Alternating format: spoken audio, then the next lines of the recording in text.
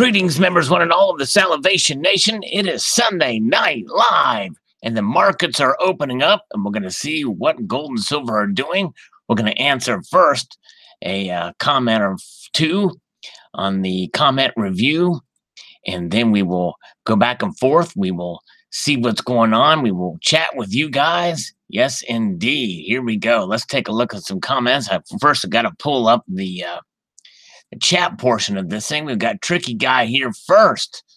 Amazing. Here he is. There he is. Kerplow and Silver Wolverine and Bill 457.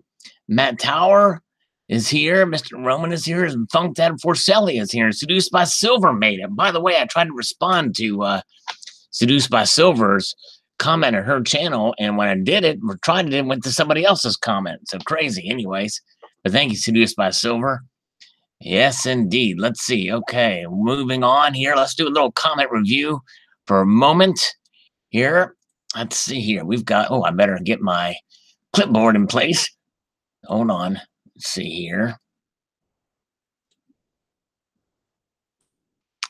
Let's see here. Okay. All right. Donald in New Mexico on the silver at $8.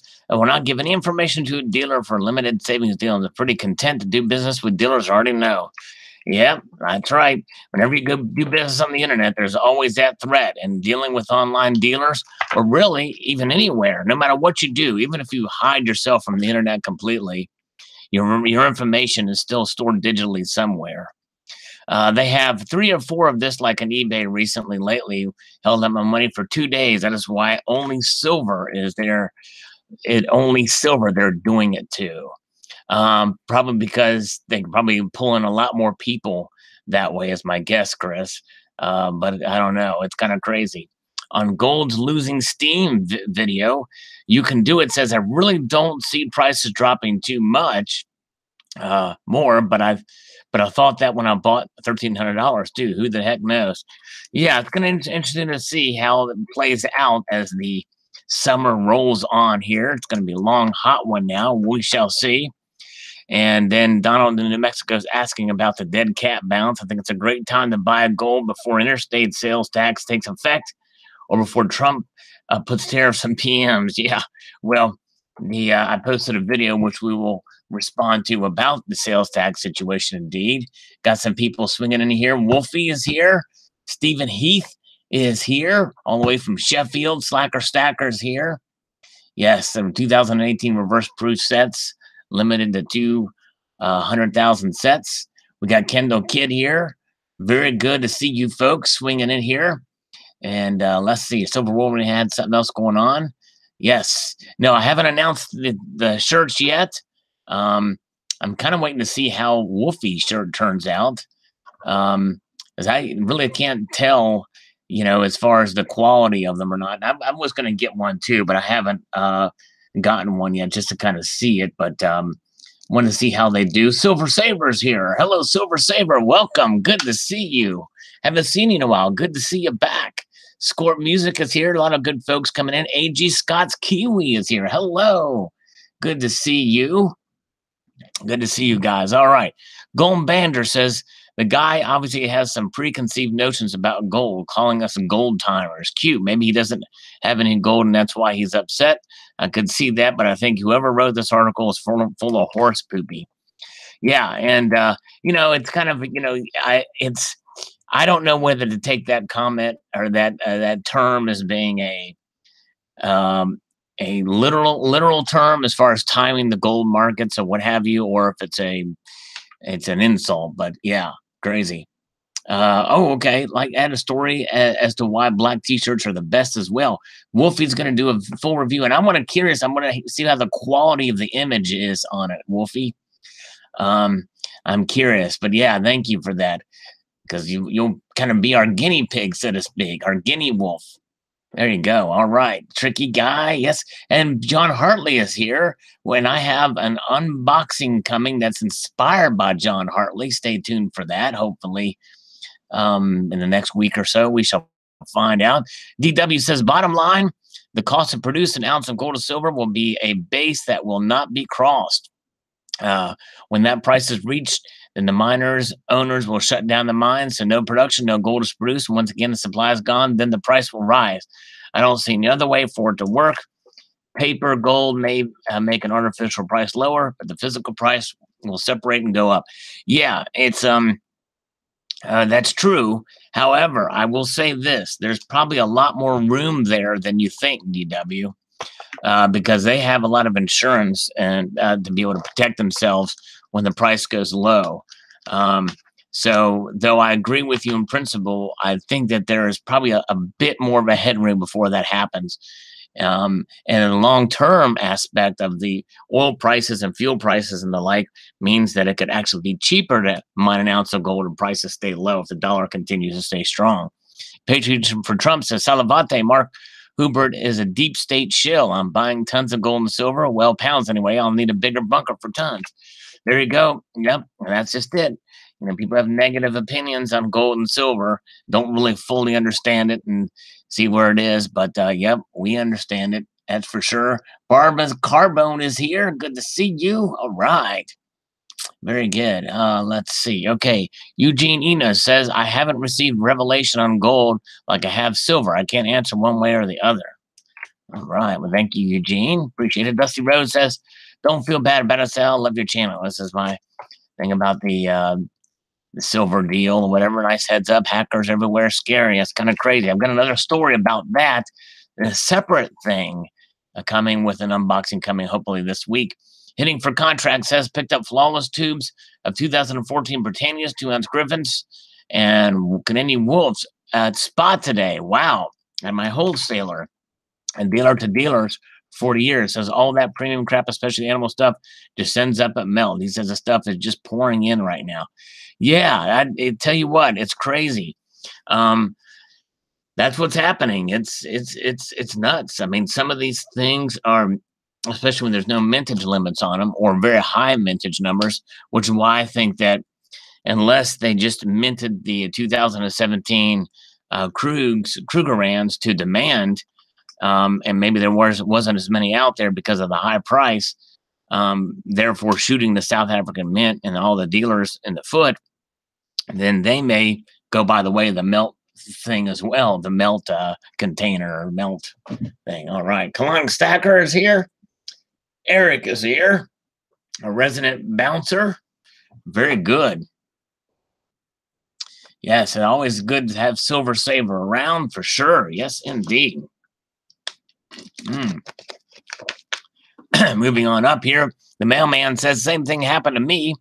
Bought a 1-ounce you win you lose round, nude round for 13 bucks. 100% positive. eBay said legit account was compromised. Too good to be true. Yeah, crazy. So that's been something that's been happening relatively recently with those. So eBay's got to get their security in order for sure. Silver Agent says, I did say that I wasn't buying until it hit 275. Well, I still haven't.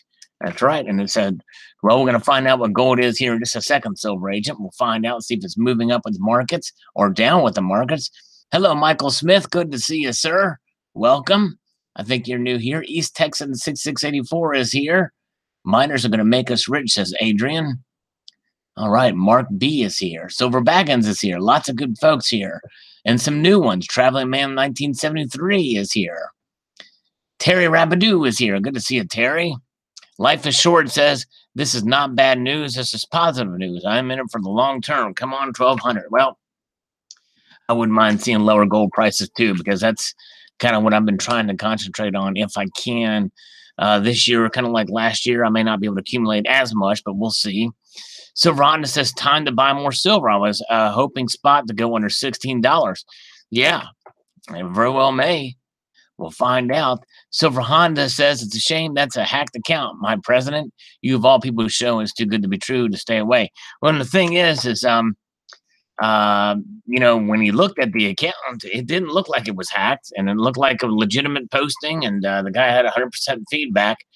You had to look really close, and my math was obviously wrong.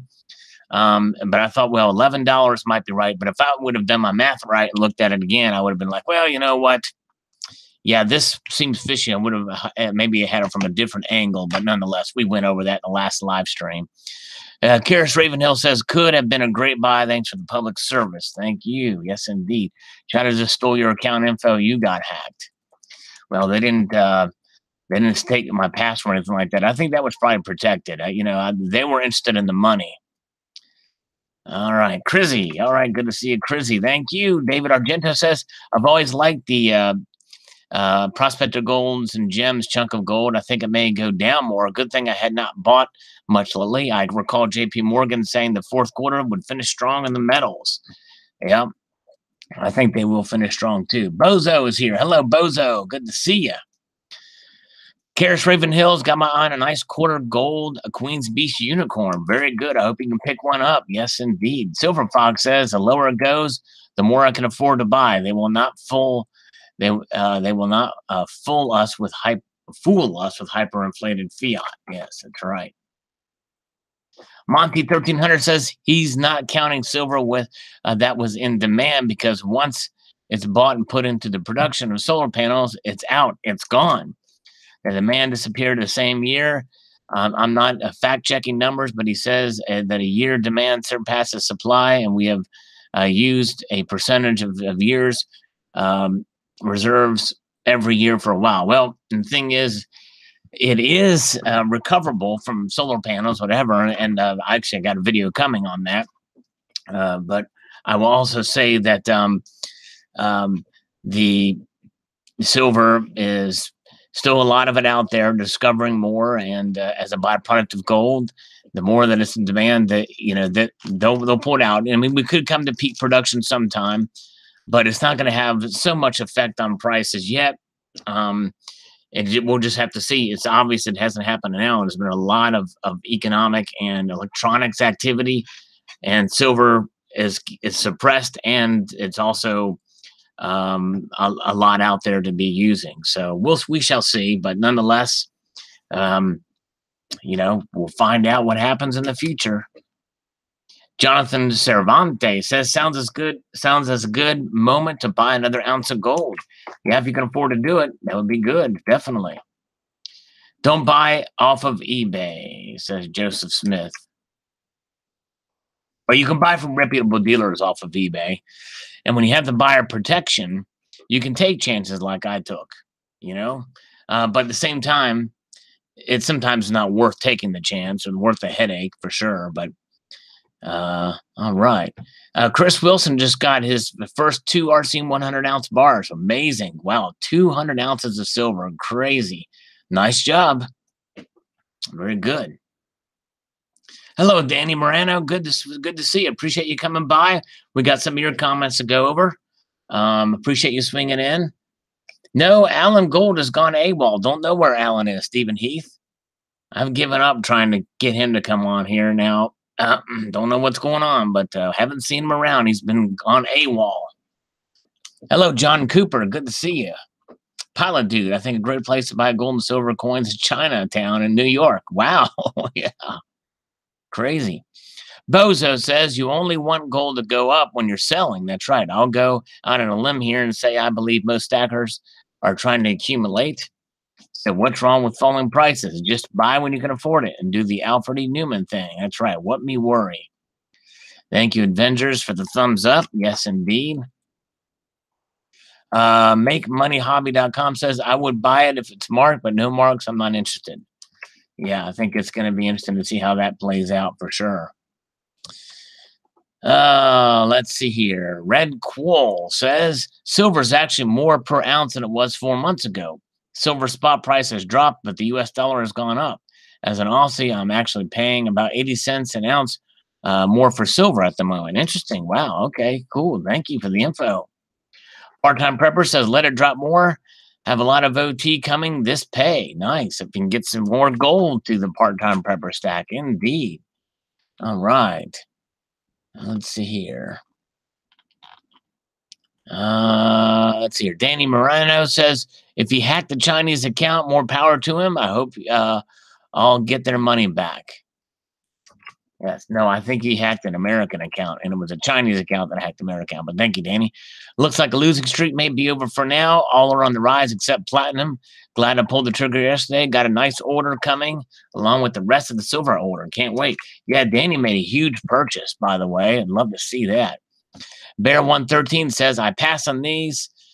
Too questionable as to the future. The set you have is nice as far as looks go, but without any purity weights, it would have to be government minted as coinage and a set value on them before I took interest in them. Good video and info, and thanks. Yeah, I agree. I know what you mean. All right, let's take a look at gold and silver prices from Asia and see what they're doing here. We're going to refresh this page and see how the markets are reacting. Kitco always is extremely low, slow loading web page. So bear with me. Extremely laden with ads and crap on it. All right, here we go. So gold is up 20 cents. So it's over 12.50 again. Silver is hovering around 0.03% down. Platinum is down $1. Everything else is flat. So there you have it. All right, there you go. Okay. So I am going to go back to the comments and we'll check in on gold and silver later, maybe. If you guys want to, you know what I'm saying? Only if you want to. MFB says God exists. Real money is gold and silver. It's written throughout the Bible. I will disassociate with gold and silver when I disassociate with God. I stopped feeling reality from a soul level a few years ago with fiat. At the time, I naturally started experiencing an emptiness with fiat. Learning how to play the market's manipulations became spiritually vacant. Maybe I'm not as subjective as I should be. Well, there is a long history with gold and silver, and it certainly is written throughout the Bible for sure. 77927 says, thanks for the heads up on the Silver 8080 video. Here's something from Friday Night Live. Coin World just announced in 14 years. So, yep, it was, and it's not a silver dollar program. It's actually a golden dollar program. And I'm going to do a video on it once Trump signs it. And, but more on that. But thank you. Ottawa Silver says, well, buying more gold. There you go. It's the way to do it. Hello, Poppy Stuff. Good to see Poppy Stuff. It's been a while. I'm glad to see you. Yes, indeed. Very good to see you, Poppy. These coins are not for circulation, but no, we're Lady Limit in front of Lady Stitch. Okay, yeah, I talked about that. Sadly, I attempted to get one too. Thankfully, my lemmingness was forgiven since a transaction never completed. Lesson learned. Don't trust Salivate to do math without a calculator. That's right. Yes, thank you. And he says, most idiot video I ever saw. Well,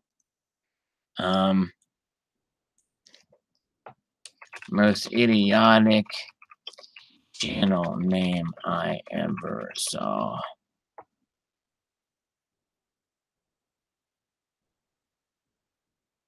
Roma Lawa says, gold is going down to $400 an ounce, and I will let up. Trust me, I'm an expert on gold. There we go. All right. He thinks it's going to go $400 an ounce because he's an expert, Roma is. All right.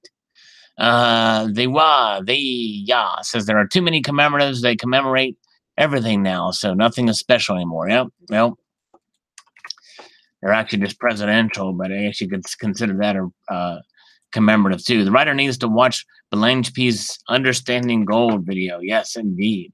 Tom Price says, bravo, Sally, you're doing it right. That's the way to do it. Keep up the good, keep it up. Keep it the best of luck on my 2017 end cap video and goal met for the year. Sal, what do you think of the new Chad line? I like it. It's a pretty cool design. I would like to get one. Not as much talk about those. I'll have to check into them. Somebody did an unboxing of one. Drug test urine sample.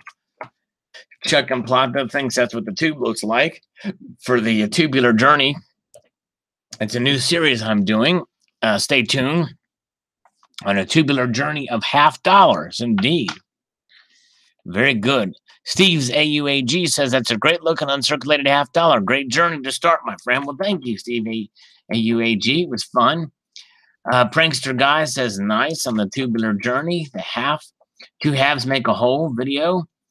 Tiokin1 says gold is going to $1,200 and silver to $1,550. Then up from there, out. Hey, very well could. You never can know. You never can know. Colonic Stacker says, very nice, Salivate. Thank you on the tubular journey. Cool Bean says, Mark B. Thank you. All right, 88 Petri is here. Very good. Very good. Danny Morona says, drug test required by YouTube. I know this. I'm confused why you're sharing. Resistance is futile. All right. I treat gold as a long-term play, so lower gold prices is fine with me. Crypto and uranium shares are also at buying times. It's indeed crazy. Nice start for your journey. Good luck with filling your tube. Thank you, Andre. Little as she goes. Way to do it. My president, I'm doing the same thing with goals of my constitutional silver and tubes. I've completed a tube of 40% Kennedys. It's nice to see a video at times with constitutional silver instead of higher prices of bullion coins. Yes, indeed. Thank you. Canoe, is that you? Yes, indeed, with the flu. But hey, Silvermax got the icon of the don't tread on me round, which I have right here in my never nicotine hands. Nice video, Sal. I've actually started my own constitutional silver tubular journey. I'm actually on a 4-day church youth trip at the moment. We'll share my goals towards of them when I get back. Keep us up to date your progress. Stack on, brother. Very cool. Good job, Silvermac. Nice. Totally tubular, dude. Yes, indeed. Nice kitty there. Thank you very much. All right. Constitutional silver is Mr. Roman's silver addiction. Silver Valley Coins and Bullion says approximately 36% of an ounce. Government issued small premium over spot. These coins are ideal for any silver stacker who isn't the least concerned about numismatic value or collector interest. They're perfect for building your stack over time. And by and large, the Kennedys are special because you can generally very easily find them in gray condition, if not uncirculated condition. Slacker Stacker says, I'm doing the same thing with these same type of coins. I'm up a half a tube now, so Slacker Stacker is ahead of me. Nice. Mercury Diamonds are my favorite constitutional silver. It's probably mine too, John Cooper. All right. Please show the don't tread on me around. Okay, yeah, let me remind me here after a bit. I'm going to do a little bit more comment review, and I'll come back to it. So I'll show that. Just remind me here after a bit. 708 first. Although I did post a video about it too, an unboxing of a Poppy stuff. You want to get a really good look at it. Coin Finder says, very nice and great idea. Well, thank you. Yes, indeed. It's always it's a tangible way, an easy way for most people to stack without having to spend a whole lot of moolah, a lot of money. Crizzy, like number 16. Crizzy won a prize. I think it was from the Coin Couches giveaway. I got a bag of them, and there were all kinds of shiny stuff. Question: it's not a proof coin with packaging and validation. Is there any basis for any other Kennedy coin to be numismatically priced higher than the bag scratch junk coins? There's tons of shiny stuff, right? Actual tons of them. Well, I'm sure if you could find a Kennedy that's graded MS 68 or 69 or something like that, or PF Goodrich or something like that, I don't know. That's probably the only way you're really going to get them priced so high as the graded stuff, high grade. Silver Baggins, tubular, still down with the thickness as always. Yes, indeed. Thank you, sir. Very shiny, beautiful coin, says Chef Capone Jr. Thanks. There's actually two of them. Stackaholic says, nice silver on the cheap. Just made my third video showing my current silver stack. We'll upload later tonight. Pick up some very nice pieces. Very cool. We'll have to. I'm not sure if I'm subscribed to you. Let me see if I am. If not, I'll subscribe now. Okay, so Stackaholic's just starting out. So I'll subscribe to him and check him out. Thank you. And if you guys get a chance to, check out Stackaholic. The Stacking Nerd says, why do you have to keep rubbing it in that you have an LCS? The close dealer to me won $16 to $18 a piece for them. Wow. Yeah, that's crazy. Some of the dealers do charge a lot. That's for sure. Unless you develop a relationship with them to where, but and that's probably what you ought to do. Ask them what to get. Say, tell them, hey, you'll be glad to be a buyer, but work with you a little bit on the price. That's for sure. Yay to tax-free silver, says Seduced by Silver. Amen. I'm with you on that. Greg Gilchrist is here. Hello, Craig. Good idea, Sal. I'm inspired. Well, thank you all this one. Now that's what it's about. It's about inspiring the community. ASMR People says, I find halves to be fun silver. Nice weight, feel good in the hand, and are fun to stack. I have over $200 face of halves. All are BU, been used. Oh, BU, been used. There you go. All right. Liquid deposits needed by Sal. I have silver proof Kennedy to 5 set by the U.S. Mint silver set for sale. Nice. Yeah, they're selling for dirt cheap now, Craig. People are selling those sets for under issue price now. Crazy. Coin Sense and Nonsense says, totally tubular, dude. Very nice, great idea. Always enjoyed constitutional silver. Decent price, too. Thanks for sharing. Well, thank you, Coin Sense and Nonsense. Appreciate you checking it out for sure. Hey, Sal, good luck on your journey, says Terry Rabidoo. Well, thank you, Terry. Is Terry in here, by the way? I'm not sure. Let's see here. All right. Mike G says, great looking coins. I have 8 rolls of 20 MS 1964s. BUs. Love them all. Great president, too. Cheers from Canada. Well, very good. That's a healthy collection of them. I don't have that many. That's a great way to stack, for sure. Staggeringly beautiful coins, says Big Lori. Even over here, those wee stunners can be found for $7 or $8, so great value. Wow. If you have difficulties finding more, maybe I can send you one for your tube. Haha, take care. Thanks. Yeah, I think I had a whole bucket load of them, so I think we're probably good. All right, Terry is here. All right, very cool. Awesome. Way to do a Terry check. And Seduced by Silver thought about buying some gold jewelry. Very good. All right, let's see here. Very nice, says Silver Coins and a Russian name. Thank you, sir. Rob Halford should be put on Supreme Court, says Colonic Stacker. There we go. Hey. You keep gay marriage legal, that's for sure. AUGCH says, per today's Kitco article, Victory Gold Corp established operation mining cost at Q4 2019 is about $550 per ounce gold Canadian. And there's gold mining ads on Kitco website posted that their gold mining cost is about $350 per ounce. In my opinion, the bottom is not in yet. I'll not surprise at all if we see gold go under $1,000. Wow. Well, I don't think it'll go below 1,000, but I do think that the mining costs, are as such that they are worth it, because these other things that Small Gold was talking about that seem, I forget what they're called, but there's these things that are out there where you can finance the mining companies, and in payment you get gold at their cost, which is well under spot. All right, very good. Stackaholic, you're in here. Yes, I subscribe to your channel, Stackaholic. Very good. Like totally tubular, says Dr. Hines. Thank you, Dr. Hines. Yes, indeed, totally tubular. Love the $0.50 LCS sells Kennedy's and Franklin's at spot. Walker's 50 cents over spot. Wow, that's nice. The LCS sells them at spot. That's kind of unheard of for most LCSs. That's crazy. And Walker's at 50 cents over spot. Never heard of that before.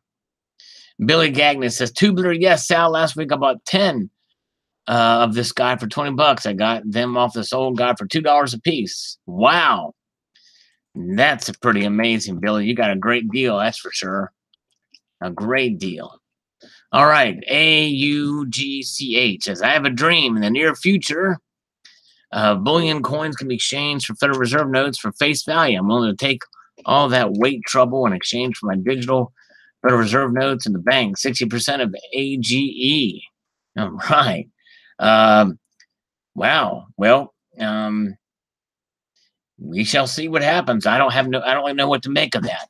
No clue really what to make of that. Bullion exchange for Federal Reserve. Usually it's the other way around.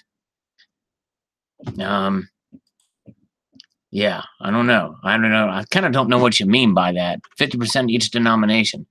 They're going to trade at whatever the market value is. of the Federal Reserve notes at whatever given time. So, anyways, Billy Gagnon says, buy everything you can. See platinum, silver, gold. There you go. Yvette Baggy says, why didn't you buy enough to fill the tube since your coin shop has them by the bucket load? Well, it's about being fiscally disciplined. I couldn't afford to buy them enough to fill the tube. That's what this is about. It's about making small purchases when you can. So yeah, that's what we do here. All right. A little support from Food Stamp. Thank you, Food Stamp. Funktab Forcelli says you will end up with the most silver weight stacking Kennedys compared to Warren halves. Exactly right. That's kind of going to be a subject of another video in this series for sure. All right. Let's see, where are we at here? Don Desno says the 40% are closer to face value, and there are silver halves after 2000, not for circulation. Bought the 64s at $2 years ago. Started with Franklin's, found a flood one, screwed tubes, not damage. Cool. Wow. Great deal. Dusty Rose, now that's putting the fun back into collecting silver coins. Super easy to find and so affordable, especially while silver is so cheap. Yes, indeed. It is fun. Thanks, Dusty Rhodes. On my live, Food Stamp says hello. Silver Granny says hello from the last live. Thank you, Silver Granny. Good to see ya. Tubular Dude says McDirty Nichols. Thank you. Slow Turtle wins a waste. And RB50 had a lot of fun reading the comments. Thanks for letting Mr. Monkey Swag and I do that. It was fun. It was pretty cool, man. It was changed it up a little bit for sure. Yes, indeed. Thank you, RB50. Was glad you were here. Yeah, you were a little too late this time, but no worries. We're here right now if you want to swing in. We got 62 viewers now. We've got room for just a little bit more. No, I'm kidding. Got room for a lot more.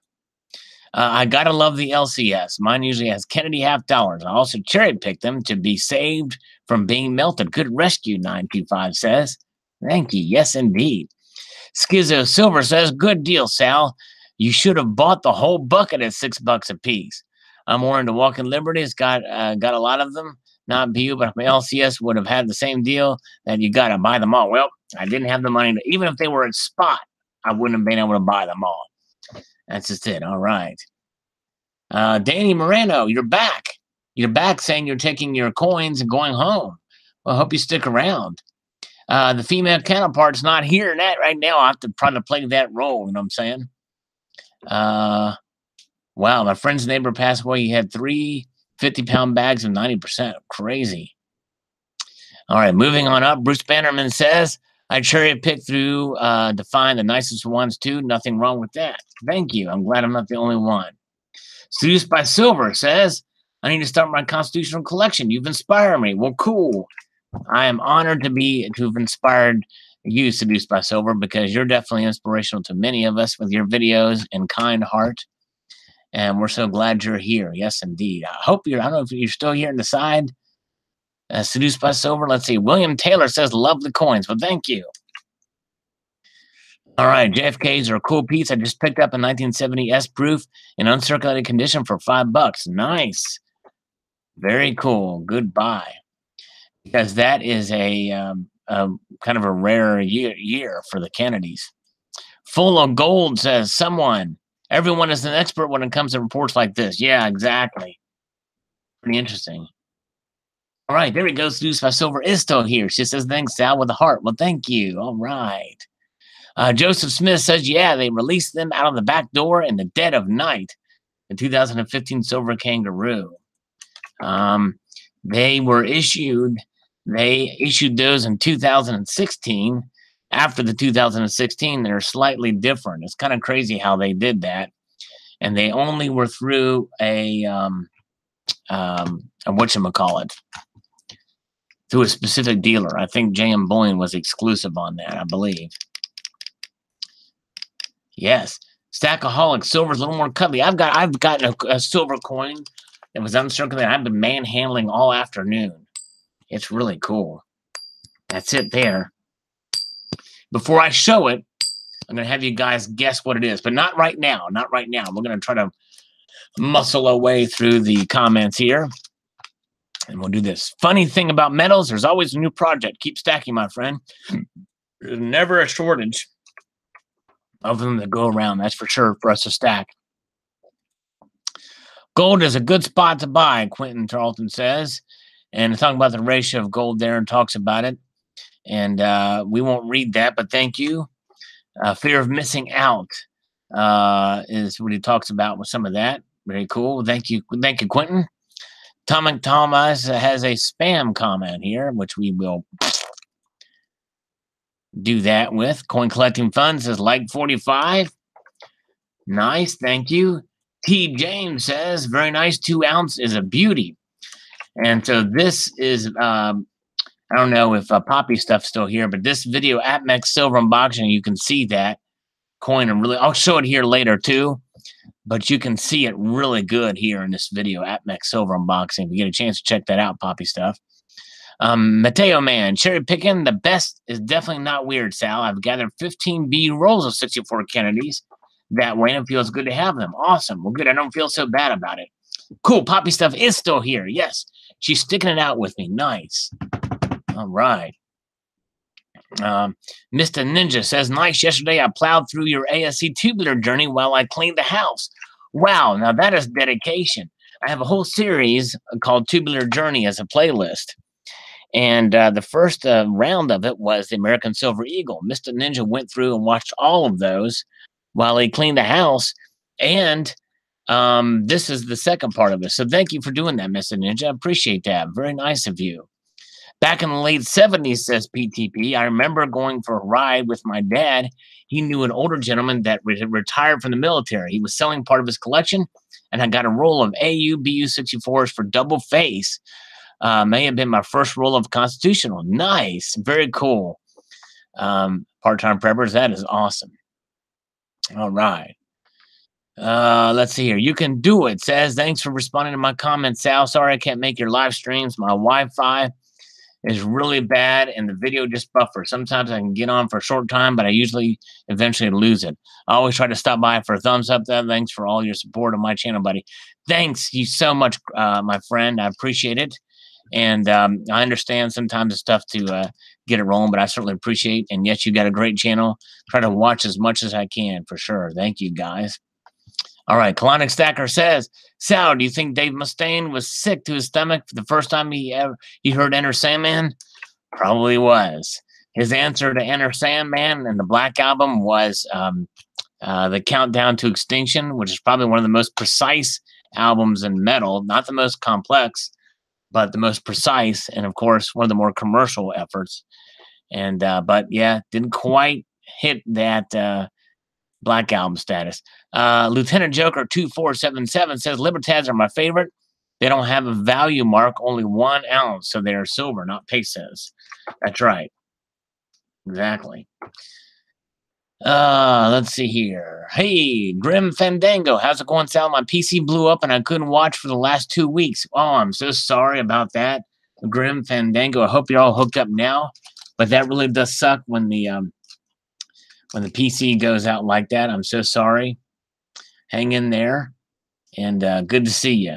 Good to see you back. Hi ho, Silver. Just be you, and you'll be happy. Yes, indeed. Thank you, sir. First, Silver Wolverine on how far does taxation go with silver and gold. The video I posted on taxation yesterday. Chuck and Plata says, blessed Saturday morning to you, Sal. Yes, interpretation is key of the Supreme Court's decision. How does the government look at a barter transaction where PMs exchange hands? Strange days indeed. Yes, indeed. Silver Wolverine says, who the hell was using the internet in 1992? No sales tax in 1992 because nobody was buying anything online. That's right. Exactly. It's very limited. That's right. Very good point. All right. No tax here in Canada because gold and other metals are considered legal tender since 1867. Very cool. That's awesome. No tax in certain states and in the U.S. either. Discussing gold in a manipulated economy. Over time, civilizations have come and gone. The world has been constant social upheaval and change. People from ancient Sumeria would not recognize modern society, but they would recognize a gold coin. That's right. They don't rely on the stewardship of any government. That's right. Their value transcends governments. Hello, Total Wreckage Live. Good to see you. All is one now. Good to see you.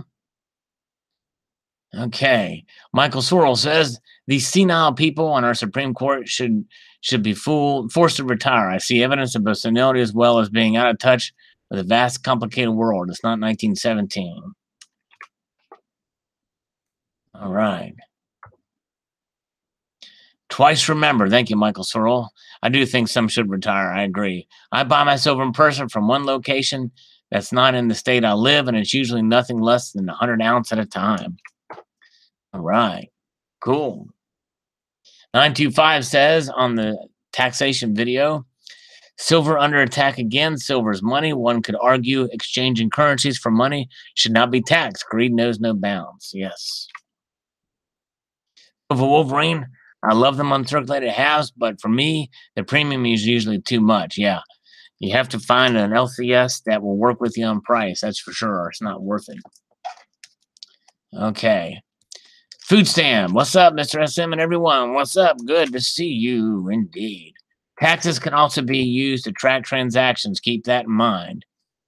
Yes, well, and they can probably do that already anyway. But yeah, you're right, exactly. It just makes it even easier for them to do that. Interesting topic, Sal, since it's by silver. It doesn't surprise me, though, just an extra hand in the pocket of hardworking people.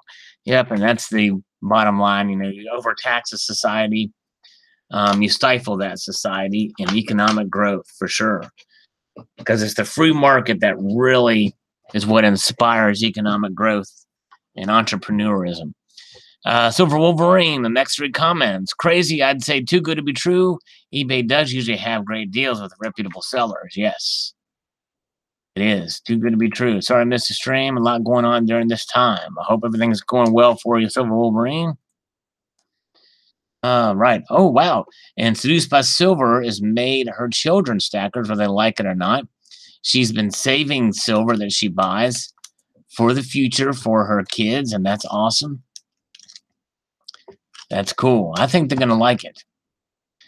Richard Forrester says, in all my life, I've never paid sales tax on coins bullion. I'm not about to start now. It would be a stupid idea if it ever comes to pass in my state I'm moving. It's going to be interesting to see how this plays out. Yes, a hot one today in Canada, Mateo Man says. Eric says, if it's stamped with a monetary value, you can't tax legal tender. And when I do my NY state taxes, it used to ask if I made out of state purchases. Presumably, I'd owe New York more. I just said no. Yeah, that's interesting. So Silver Eagles can't be taxed then, I guess. All right. There should be no taxes on U.S. money.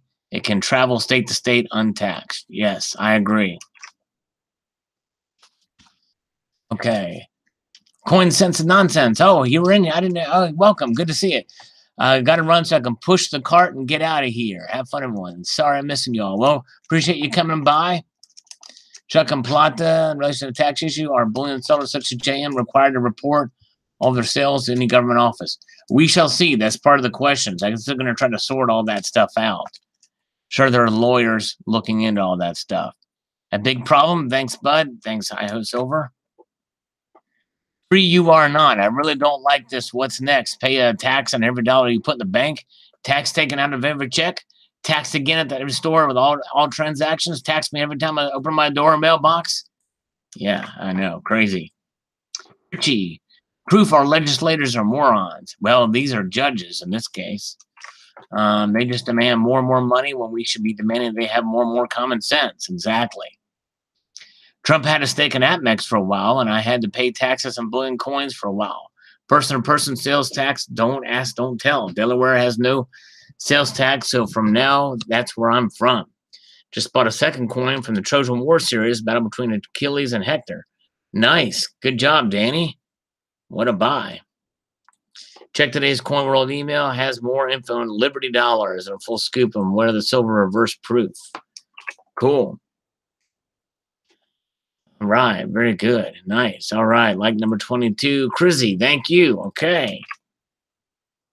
R1 Sagan is back, says, sad the more aren't sounding this alarm on this. Also sad the previous conservative Republicans support Trump's bonehead tweet attacking Amazon and hundreds of thousands of small and individual-based businesses using internet sales who don't have the resources to handle multi-area taxation and filing. Big government isn't good enough for tyrants, liberals, and neocons prefer behemoth government, and you will be paying for this foolishness with tons of cash and your freedom. Yeah, I say the government ought to stay out of as much of the business of business as possible. I agree with that. All right, very good. Let's see here. Okay. Tricky Guy says, I started my first internet business in 1996. Only 500,000 internet users at that time, most of them Americans. I don't think they're going to get much from taxes. There's no worldwide agreements. Too many ways to cheat otherwise. Yeah, we'll see. A lot of the commerce does happen domestically, so they'll be able to capture some of it if they so desire. This seems to be a precursor to a situation where it's impossible to not be implicated in a conspiracy to defraud. If you're a target, you will get arrested. If you're clean, think again. They'll find something. That's right. Rothschild conspiracy there with that one. Patriots for Trump, we shall see. Piss in their tea, civil disobedience. All right, John Doe. Let's see here. All right, I might refresh this comment page here in a moment. It's kind of running a little slow. No sales tax on the silver and platinum bullion coins of 9995 or greater. Gold and silver buyer's location. Oh, so he's in Canada. That's right. Yep, Canada doesn't have sales tax on their coins and stuff, so that's good.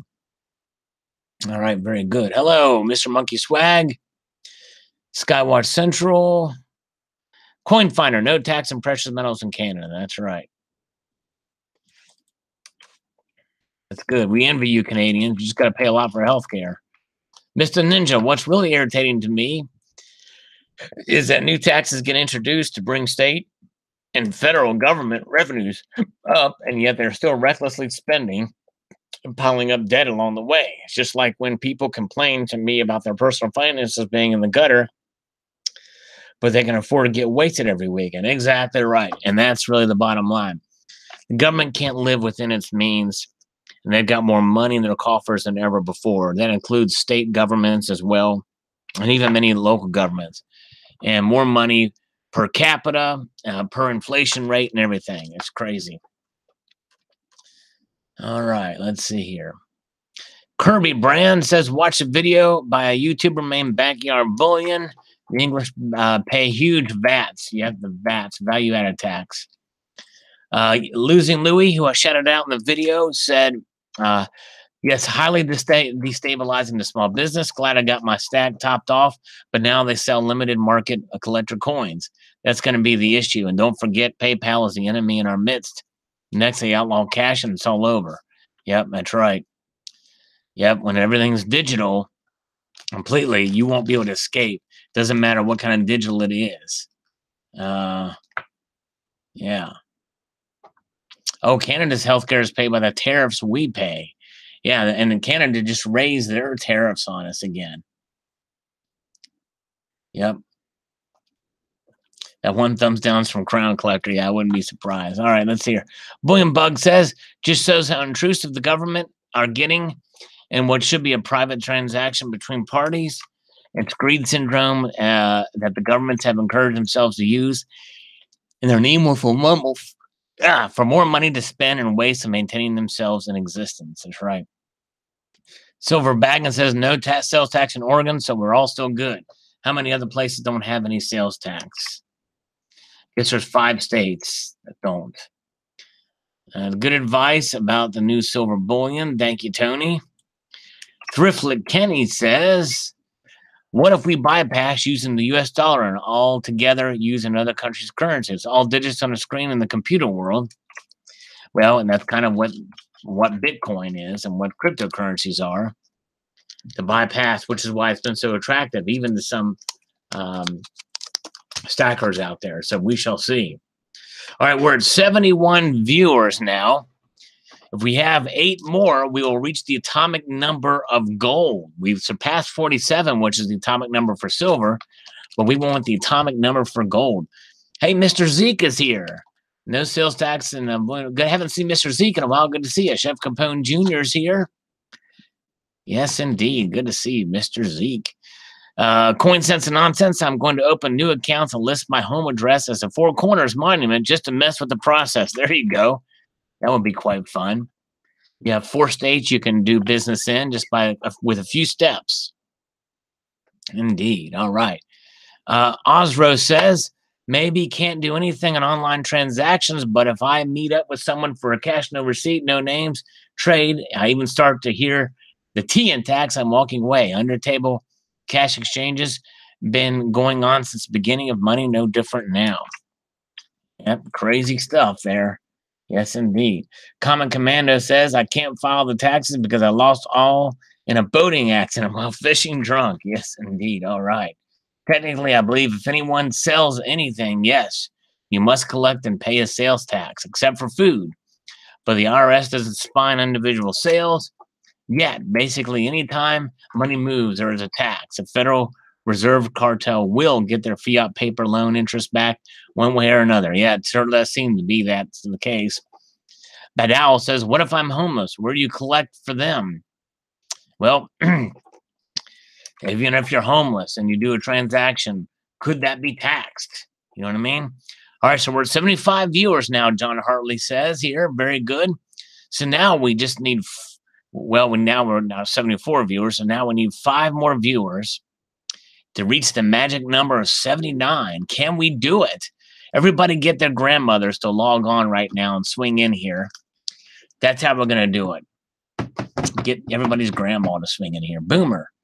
All right, let's see here. No new taxes says you can do it. I'm with you on that one. No new taxes. Ike says Avengers. I agree. Thank you. Thank you for the like. Hitting for contract says a little inside dealer info for all of you. If one tries to sell you an original roll of anything, check the coins for matching die markers. Diagnostics, especially with the higher end coins and rolls, have been piecemeal together or cherry picked through the lesser coins inserted in their place. Not a lot of Morgan Peace or other original rolls out there. Yes, good point. Good point indeed. All right. Okay, let's see here. 77 Sunset Strip. We're down to setting 6 now, but who knows? We may be able to attract more viewers in here. Let's see here. Michael Sorrell says, turning every citizen into a tax collector. I don't work for anyone without compensation. Amen. Should I buy or wait till it drops further?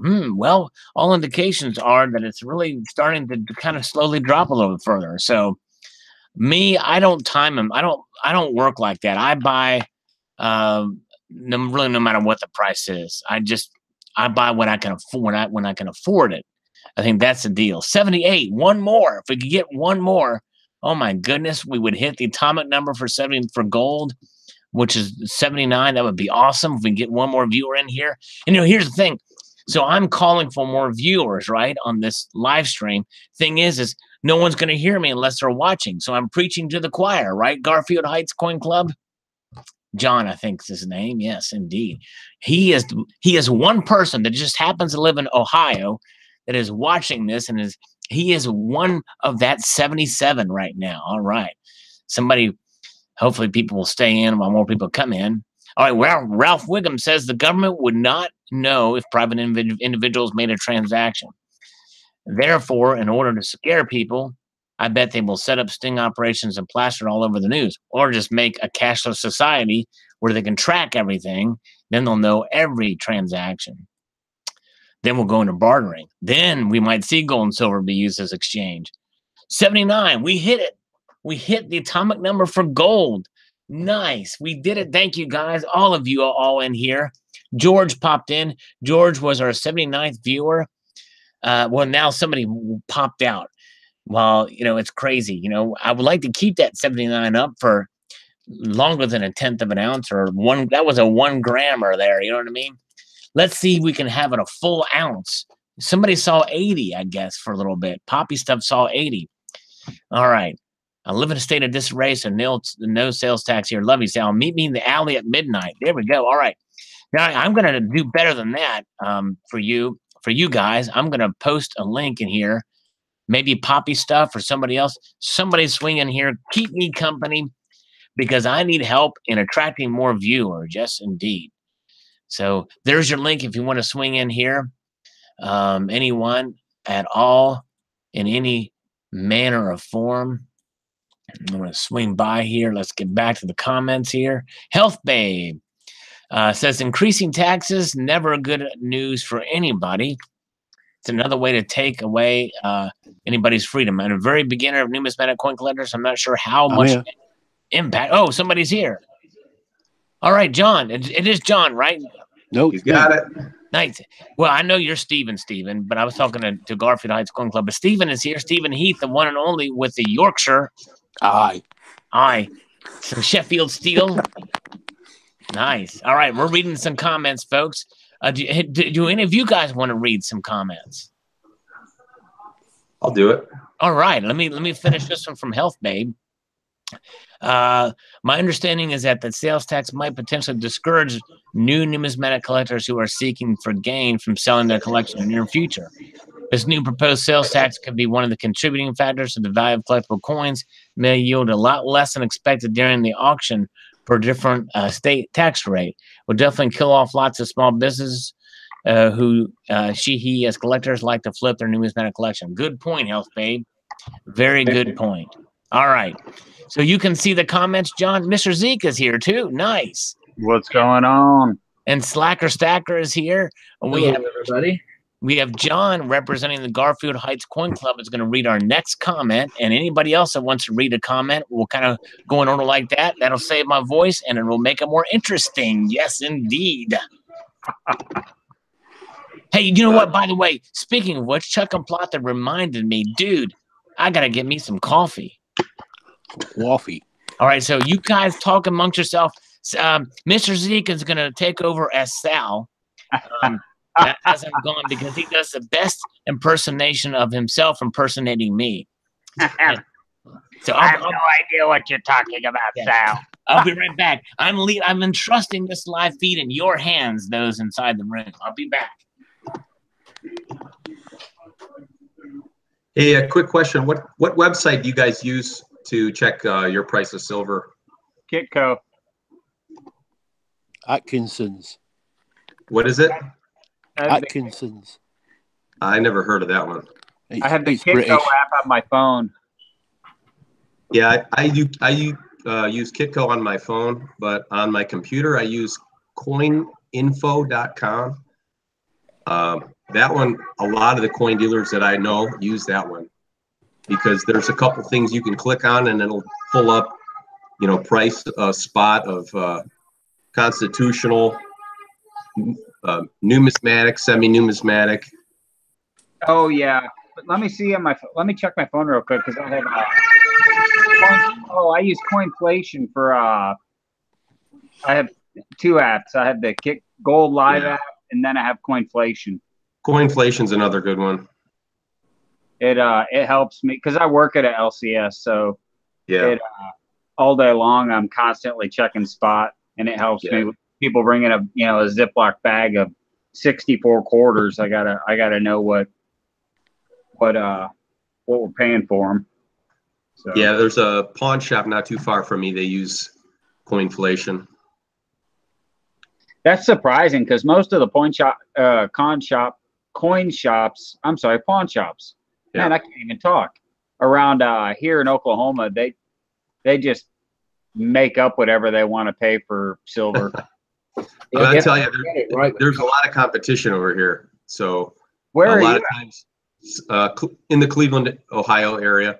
Oh yeah, back east. Yeah. Here. So I mean, somebody will come into a shop and say, hey, this shop told me this, another shop told me that. What can you do? If they're telling the truth or not, I don't know. But see, we're small enough here. Everybody knows everybody. There's probably 5 shops in Oklahoma City. If somebody came in and did that at our shop, I'd just call the other shop and ask them. We're all kind of friends. There's not one coin shop in my home city, and there's 600,000 people live here. That's a crime. Boys, hi, Steve. Hey, what up? What up? Yeah, I personally shop at Zeke's shop. Yeah. I've seen him there. I thought I've seen Mr. Monkey Swag there at your shop. Yeah, I actually I think I posted footage of Zeke's shop onto one of my videos. Yeah. I remember that. Aye. I love it when he comes in. He's full of all kinds of knowledge. Yeah. Oh, yeah. Mr. Monkey Swag knows his stuff. A lot of different on numismatics, on Egyptian mythology, and history, economics, Austrian based economics. Let's do this thing real quick. Let's have each one in the room that wants to read these comments. Can you all see the screen? No. No, it's all white. Oh, there we go. Oh, it's back. Okay, cool. All right. Yeah, can I read the Brianna Bentley? Yeah, you read that one. There you go.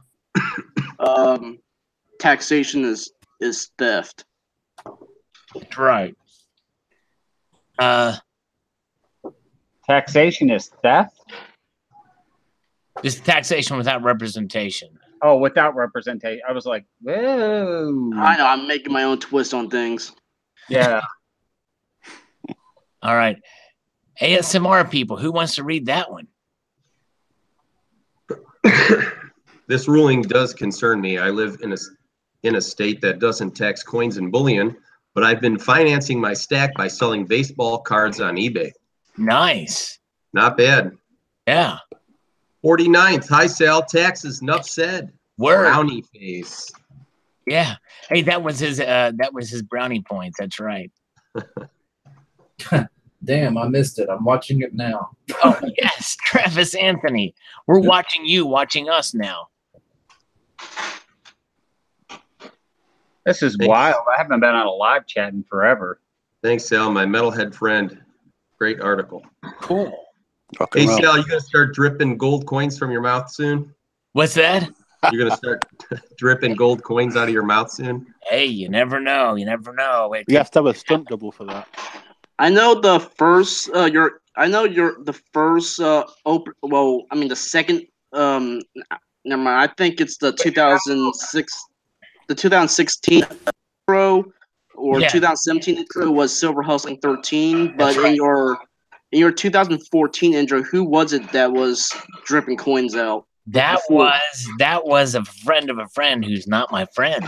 Okay, yeah.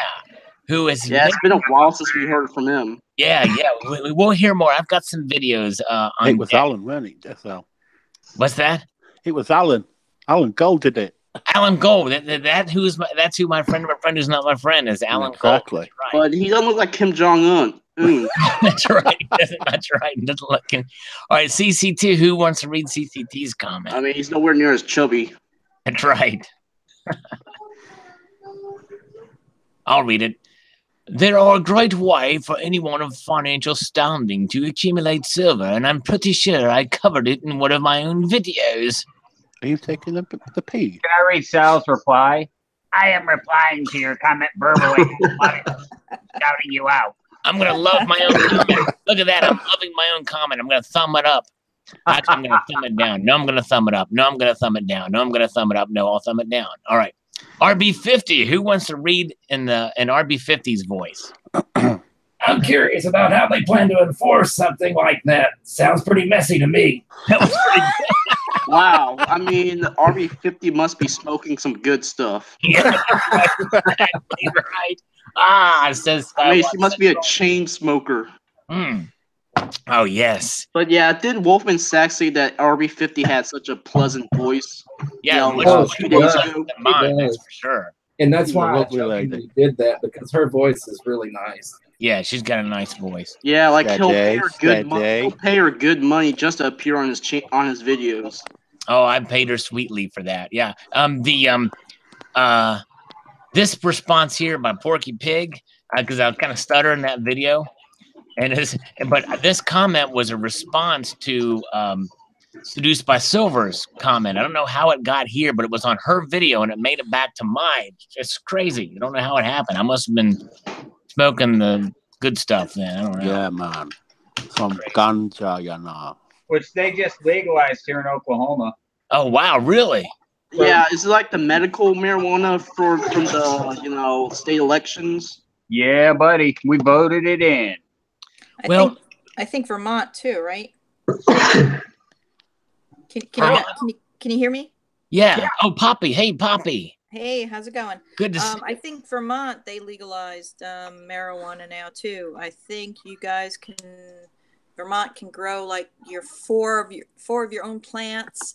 You have to go to Styx Hexenhammer, and he did a overview on that. He does political commentary, and he's quite good. So if you get a chance, go check him out. He does a lot of commentary about Trump and all that stuff, but he did have something on Vermont marijuana and legalization, so that was quite interesting. Say his name one more time, Poppy, real quick. Styx Hexenhammer 666. Okay, Styx Hexenhammer. Okay, I have to remember that. Okay, very cool. He's on YouTube. Well, you know, the thing is, you know, I'm one of these personally that I do see the medical benefits of THC. You know what I mean? I understand the medicinal benefits of THC. I don't know that I'm for legalizing it for recreational use, but I do think that the oils, the cannabinoid oils, and there's a proven medical benefit to those. And I think there's ways to administer them without, because see, the thing is if you legalize it, or actually some states, legalizing it is actually what they don't want. People want it decriminalized, Right? Which is different than legalization, because that way, Yeah, like the taxes. yeah, the taxes and the regulation of it. Yeah, And- Ron Paul wants to decriminalize it rather than legalize it. Right. It And surprised me when I I read myself, the story. I mean, I don't smoke it or anything, but I'm very much, it should be legalized. You should be able to do whatever you want in your own home. I think there's so much stigmatism on marijuana. It's a plant. It's no worse than alcohol. It's not that, you know, I would use it or anything, but I think we have to get out of this mindset that has been generations and generations. We should be Based on able a to. falsehood. Yeah, true.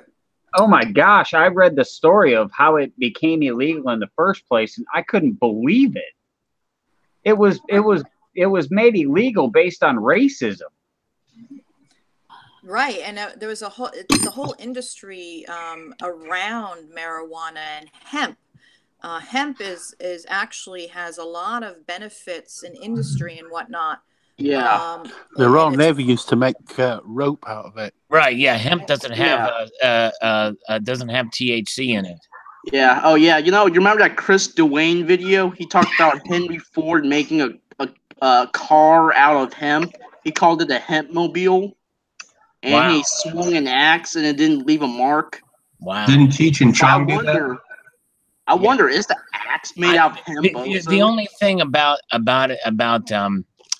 the actual cannabis, the actual smoked marijuana, is it is different than alcohol, or other alcohol mainly, which can be moderated.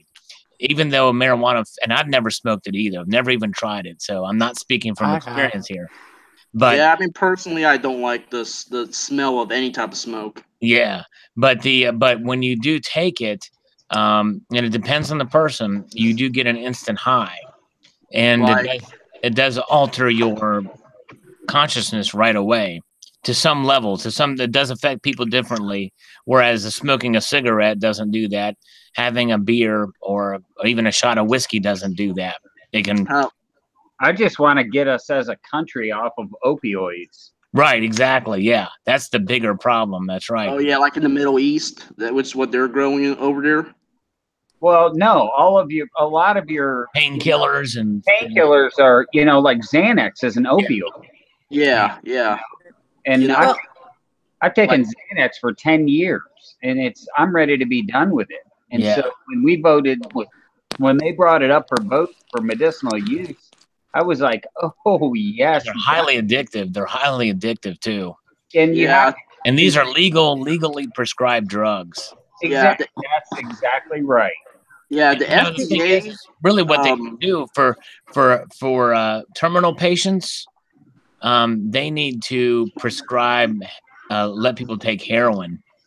You know, if they're terminal, to kill the pain or whatever it is, whatever's around that will kill the pain is what My friend takes up. Yeah, the FDA approves all types of crazy stuff that are not good for us. Well, I recently got back onto cable. You know, I don't usually watch cable, but when I went to watch cable, every other commercial is something having to do with some sort of pharmaceutical. And right. Oh yeah. And it's so crazy. Yeah, it's crazy. Like I didn't even notice it until I started like watching a couple of shows, and I'm like, craziness. It's just like I didn't even like know that they were trying to push so much stuff. And you know what those commercials cost? Yeah. And what they spend the majority of the time in this commercial talking about the side effects. Oh my god! Which are worse than what they're trying to treat. You know, it's crazy. And look at a pharmaceutical ad in a magazine. Right. And the thing that they should be pushing is good health, good diet, all those things that they used to teach in school. They had like home ec. You don't see that in school anymore. People should know how to put a meal together. I mean, most of our problems come from dietary problems. You know, too much fat, too much meat. Yep. Not to say that I don't like meat, but I've been trying to go more plant-based because it's just healthier for you. I mean, don't call me a vegan because they're just crazy. Yeah. But yeah, it's I think a lot of things can be helped with that. Well, and also sugar. Also fish like salmon, right?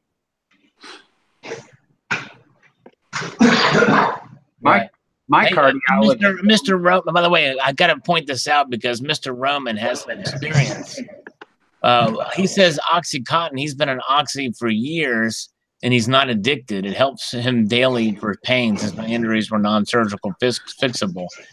Well, I'm hoping you can get off of it sometime soon, and you don't have to deal with the pain anymore. But yeah, and again, I'm not saying. And by the way, the drugs that are helpful and beneficial to people, I think are wonderful. But I think the addiction is can be a problem, especially if you don't need it anymore, or if you're trying to get off of it. If he's been on pain meds for years, then he's going to pain management. And when you go to pain management, you have to sign a piece of paper that if you get pain prescriptions from any other doctor than your pain management doctor, you're done. So wow, that's what I assume that Mr. Roman is doing. Right. I don't know that for sure. Yeah, I mean, I can honestly say, I mean, I had a herniated disc, and I mean, it really helped to have that type of medicine. It was to a point where it was really bad. I mean, for 3 days, I had to sit up, and I couldn't sleep, and I eventually had to go to the hospital to get something really strong. Man, wow. Yeah, I mean, it's better now, but I don't want people to push opioids. I mean, they have their uses, right? But you know, prescribing them willy-nilly, that's the problem. But they should be available to people, because that type of pain is I don't want anybody to have that type of pain. Yeah. Well, same goes. Okay. Oh, go ahead. Oh yeah. Regarding what Poppy said about diet, I noticed that she has some silver bug rounds. I wonder what will happen if we go back, like if people go back to a diet of eating bugs. Well, there's a lot of protein in cultures that do eat bugs. There's a lot of protein in those. Yeah, there is. Mexicans eat bugs. Yeah, like the Australians, they eat grubs. While Poppy's here and has her silver bugs there, let me show you this. My lighting's not going to be the best, but it's made by Intaglio Mem, which is just a great company. I've started to see them on Instagram, and they make some amazing rounds. Yeah. Like that's beautiful. And you'll see it better in the video. This is not the best view of it, but you'll see in the video you can see it much more clear. Where did you get that one? JM or at Mex? At Mex. That is really pretty. I was looking at the new Chad Lion too. That one's pretty. Yeah, cool I want to too. get that as well. The Chad Lion. Yeah. So Salivate, you remember the Washington pattern piece that you were talking about? Yeah. Yeah. Intaglio Mint made a round that's similar in design to that. Okay. Yeah, they have a silver presidential round. series, which is kind of a hammered looking kind of piece. Yeah. That's what you're talking about. Yeah. Yeah. Intaglio Mint is probably like one of the best private mints. They really are. I mean, they're probably better than based off of Metal. based especially those silver bug rounds, which are really nice. I mean, those are really cool. And on the back is just the Intaglio Mint logo. This is my first Intaglio Mint piece. I wonder, do their pieces fit in standard airtights? I haven't. I tried one of these other airtights for the Queen's Beast, and they don't fit in it. I don't know what their exact dimensions are. Yeah, it seems everything's a PA fort that they make. Yeah. They do make some 1 ounce rounds too. Well, I do know that Yeah, the the 2 ounce. I don't remember what I got it in. But it seems to fit in this holder. So yeah. I'm not really sure. I know what holder is that? I can't recall. I had a whole bunch of holders, and this fit. I thought it was a Queen's Beast holder. So is it the Eric holder? Yeah. No, I'm No, I think it's the other one. Who makes the one, the airtights? I think it's an airtight. Airtight, yeah. Well, I know that Queen's Beast is 39 millimeter. I just don't know the thickness because it's like a lot thicker than your standard 39 millimeter round. Yeah. I got some from airtight with the with the sponge gasket round it. Yeah, I'm pretty sure it's an airtight. So and it's pretty nice in there. What's the diameter of the Intaglio Mint stuff again? It says like 39 millimeters. I'm not sure where I got mine. I remember that they were Queen's Beast, but in the description it said 39 millimeter. But I don't know the thickness. Slacker Stacker's got some nice halves there. He's got some uncirculated Kennedys and some Franklins on the side there. Look at that. Yeah, they're part of that tube that you said you were making a tube of them, and I'm up to a half a tube, but now I'm having a hard time finding them. One of these silver pours needs to make Mr. Monkey Swag's monkey in a little silver. Well, there is a silver pour that does make monkey heads. M. Sagan. Oh, okay. Oh, yes, he does. That's his logo. Yeah, he it's funny. He actually asked me for permission to use a monkey logo, and I said I don't really care. Does anybody make Buddhas? I was looking for a little silver Buddha. I can ask around. I almost bought a mold just recently for a little silver Buddha, but I passed on it. There's this guy there's this British pour on YouTube. I think his name is 11 Robert 11. Do you guys remember him? Yep, I remember him. Yeah, he makes silver Buddhas, but I haven't seen him in a long time. He's a silver sphere. It's pretty cool. Yeah, that was pretty cool. Who was that? That was Backyard, right? Backyard Bullion made silver spheres too, but this is one I had 11 Robert 11 made me a long time ago. Hello, Centurion Silver. By the way, Health Babe is on the chat side. Charlie Lee is here. Eric is here. Terry Rabidou is still here. Oh, is that Garfield Heights Jr.? Yeah, there's Garfield Heights Jr. He finished dinner. He's gonna put a penny in the gumball machine. All right, nice. Mark B just said that the thickness of the Queen's Beast is a 6 millimeter thickness, 39 millimeter diameter. Okay. Well, then I think these other ones are a little bit bigger. Then I don't know. So do the Queen's Beast use the same capsules as the Egyptian series, the Egyptian rounds? I don't know, but the new Fortitude is they never played cats. What's that, Slacker Stacker? The reason why I was doing so much research into it is because the new Fortitude round is supposedly it'll fit on the Queen's Beast. Yeah, they should fit in the Queen's Beast too. Yeah, the Fortitude should. Yeah. There we go. Dang, I should have bought the Furtude if I knew it could fit in a Queen Speed capsule. Because the reason why I hesitate buying certain rounds because I don't know which type of airtight to put them in. Yeah, and they actually sell the airtights there at the at Quality Silver Bullion too. Yeah, is it made by Airtight or is it made by some other vendor? I'm not sure who the vendor is for the airtights, but they do fit. I've got the one. Here it is. Here it is in the capsule. Like, is it so tight that you have to use a knife to open it up? No. Let me show you. Yeah. Stop presenting. Camera.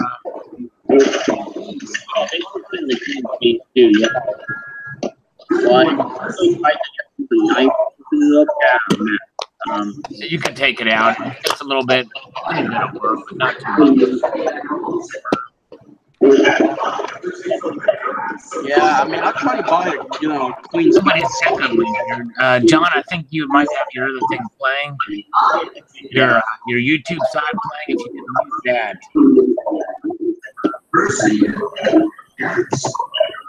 Yeah, I'm trying to secondly. Or maybe that's Mr. Zeke. I think your YouTube side's playing Mr. Zeke. I think.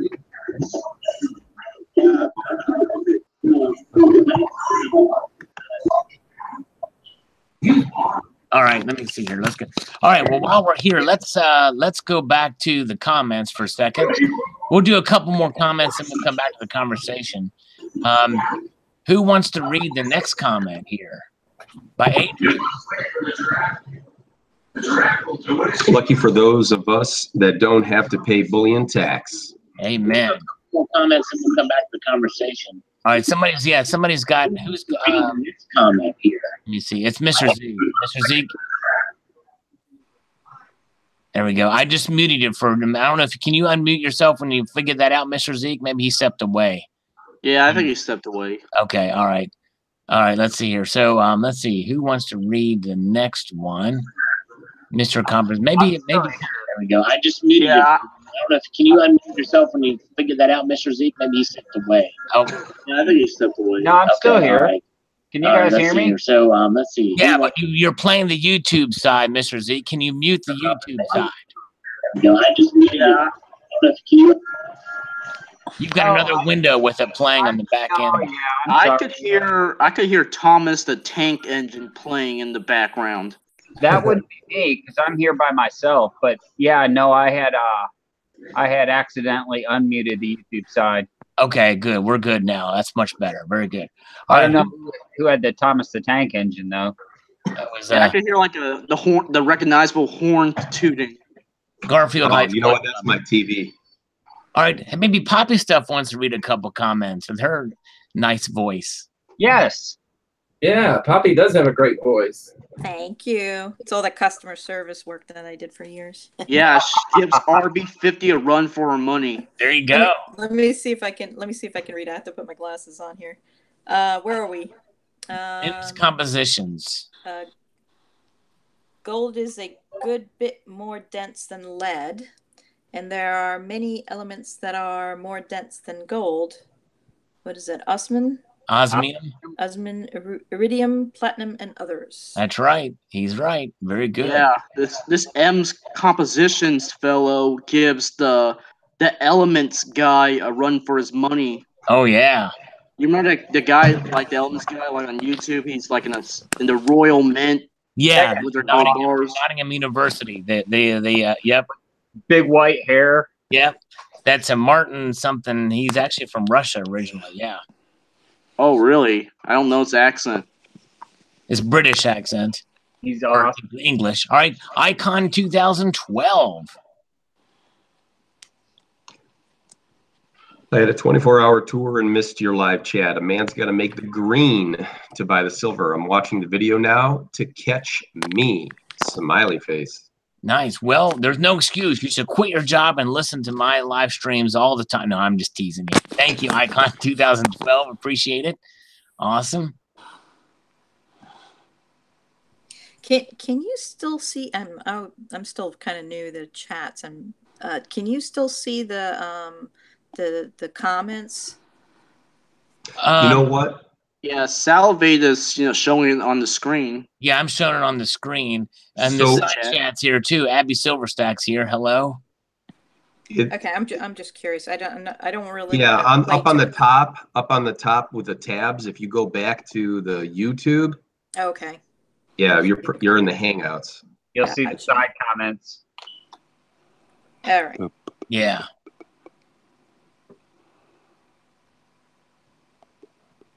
I'll read this one. In this world, nothing can be said to be certain except death and taxes. Benjamin Franklin. Yes, he's right. Exactly right. Love it. Love the Franklin's hats, by the way. Yeah. Oh, I do too. I don't know why, but the Franklins have always been special to me because you just don't see too many of them. It's mainly the Kennedys that you see. Right. Right. I think Franklins are probably the best to just stack silver because for Franklins you don't have to check the dates if they're silver or not. But at the same time, Franklins don't circulate as much as the Walkers, so Franklins retain much of their silver content because they're not as worn out. They also kind of, to me, they look a lot like a high relief. Yeah. Oh, Yeah. yeah. They're a little higher relief than normal. Yeah, that's for sure. But of course, quarters from that time are also pretty high relief. Funny enough, I would say that Franklin's used to be scrap, then they transitioned to semi-numismatic, and I'd say right now they're numismatics if you get them high grades. Well, Oh yeah, like the full bell lines. Yeah. The 1955's got some money attached to it. I know that. Oh yeah, didn't you show Bugs Bunny on your last video? Yeah, I did. Yeah, you called it. You says the teeth are so prominent they look like Dracula. I mean, I zoomed in on my cell phone, and that's how strong they were. Wow. Yeah. Texas Anthony, Travis Anthony. Anybody want to read that one? I'll do it. Texas doesn't have tax on silver. I'm a proud Texan. One reason I buy from Provident is because they are in Dallas and an awesome company. I agree. I usually receive my orders within 3 days tops. One reason I stack is to preserve wealth and be prepared for an economic event. Another reason is a tax-free inheritance for my kids. When I croak, there's no way the government can tax precious metals that they don't know you have. The reverse in the tax law is garbage and reminds me of when the government started going after people dodging tobacco tax by purchasing cartons of cigarettes online from another state. It happened to a friend of mine. He was forced to pay taxes on a year's worth of smokes. Wow. Crazy stuff, man. Yeah, that's something else. I just did 15 push-ups while you read that. Thank you. Wow. Hey, thanks. And Abby Silverstack just gave me $10 for doing those push-ups. Thanks. Hey, thank you. I always appreciate that, my friend. Very nice. It doesn't really. Victoria writes very nice pieces. Nice, Victoria. Thank you.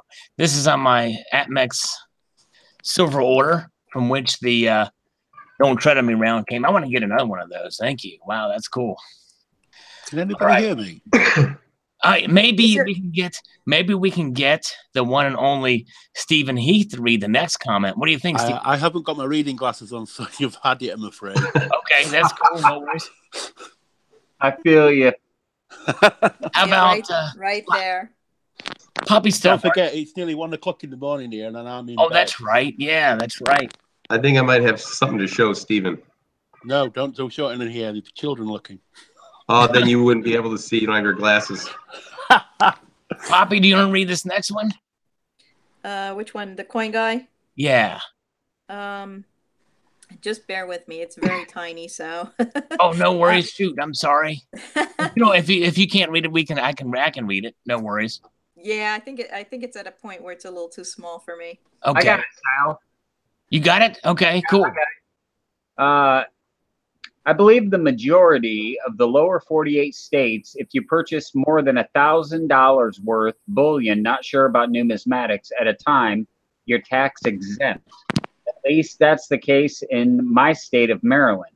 Now, it will be interesting to see how eBay handles this. I've already signed eBay's petition, but it won't do any good. Each state will have to come up with a taxation method and a whole new law. This will take a while.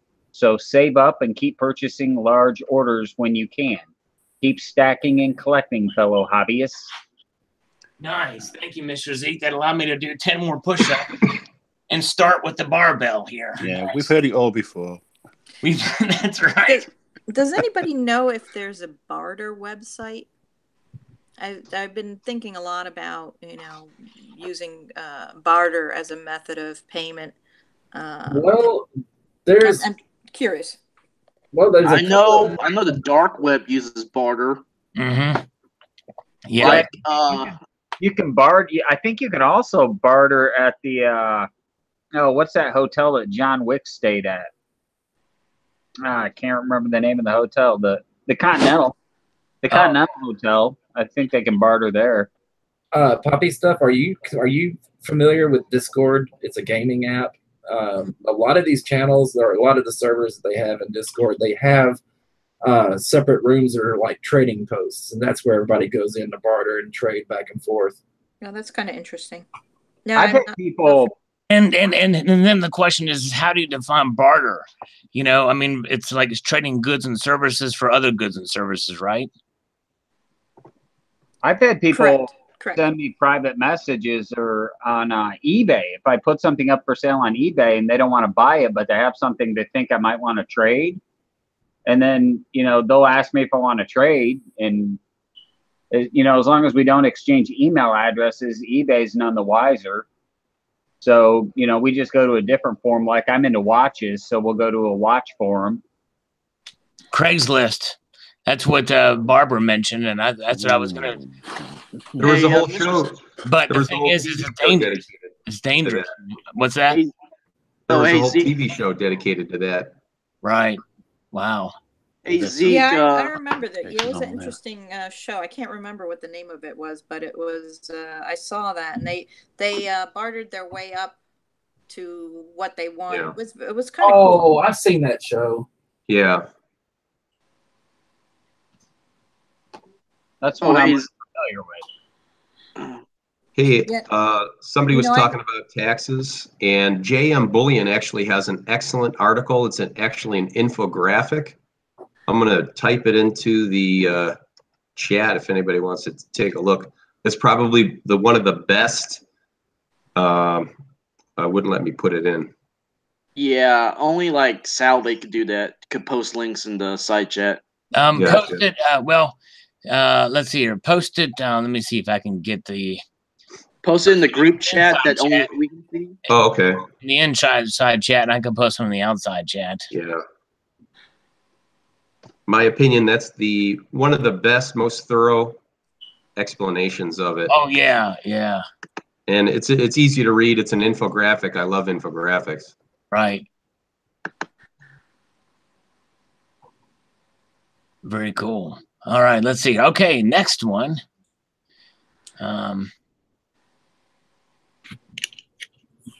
AU Prospector. Let me get this thing back here. I'll blaze through 5 of them real quick. Okay, cool. Thank you, sir. Buy your metals like you buy guns, privately and with cash. There we go. All right. And I would add to that and haggle. Yeah, that's right. Haggle. Yeah. TASI, coins, and bullion. Why on earth would the U.S. government tax metals? It ain't right, particularly on U.S. government-issued Eagle coins. Here is Australia. There is no tax of silver, gold, or platinum so long as it's 999 pure. Junk silver has a tax because it isn't considered investment grade. Right. Doesn't Europe have a similar policy? Like like in Austria, you can only buy Austrian Philharmonics are not taxable. I'm not sure. Well, it's not that in Britain. You have 20% tax on silver. Can you buy from Oregon or Montana where there is no sales tax to avoid paying it? DW writes, if gold and silver are money, how can they tax that? Do they charge a tax if you get change for a 20? Right, exactly. Yeah, well, they don't see it as money. That's the problem. See, and that doesn't make any sense because the American Silver Eagle has a monetary value on the faith. Yeah. Ron Paul was such a good proponent of that. Oh, yeah, my boy, Ron Paul. Okay, Harry Balsax writes, these taxes go to private contractors that keep their families apart for profit. Millions going to keeping immigrant kids locked up and drugged up. Yeah. I don't know where you got that information. Yeah. Billy Bob Marango, dazzling. Yeah. Thank you, And Billy Bob. let me do one more. Terry R says, thank you, Salivate, Losing Louie, and Donald in New Mexico for sharing this information. What a mess. Can I read Mike H? Yeah, go ahead. Okay, so Mike H, with the Green Lantern symbol, so he asked, do the coin cases keep the silver properly protected? I read the older U.S. Mint commemorative coins tend to yellow over time. Well, to answer that question, I think he's talking about the classic commemoratives. The classic commemoratives are notorious for developing ugly toning because of the packaging, but the modern United States Mint packaging wouldn't cause coins to yellow because they're kept in capsules. Although I have seen some, and I have some that have, depending on the environment, that some materials can get there underneath those capsules because they're not complete. Yeah. And I've seen them kind of haze a bit or tone a little bit. Yeah, like the Eisenhower dollars, like the proof Eisenhowers, they they can still haze. Yeah. Massachusetts Prepper looks like a new tubular journey underway. He remembers my old one. Two very nice specimens of the $10.50. Thanks for sharing, brother. Can you read Skywatch Central? Yeah. Thanks, MP. Taxation is theft. There you go. You got it. Finally. All right. Mike L. Now let's all the good little bootlickers report every single minor transaction so Big Brother can strangle us a little bit more. Yes, indeed. All right. He said bootlickers. Bootlickers, yeah. That's funny. Yeah. That was a good one. Oh my goodness. Half butt stacker. I pretty much just hoard and collect for fun and hand over to my children, but I feel bad for those that this will affect. The tax, but we need to have Junior read some comments from Forrest John.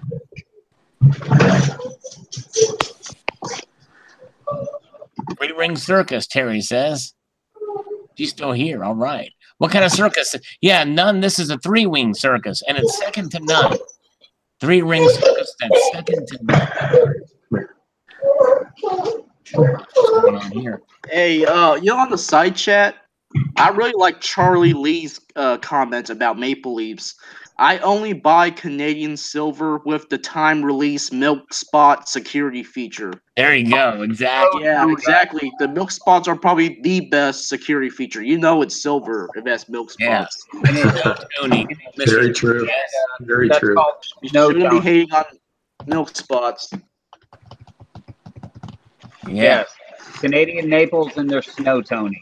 Yep, that's right. And Garfield Heights made a video about pandas developing milk spots. Yeah.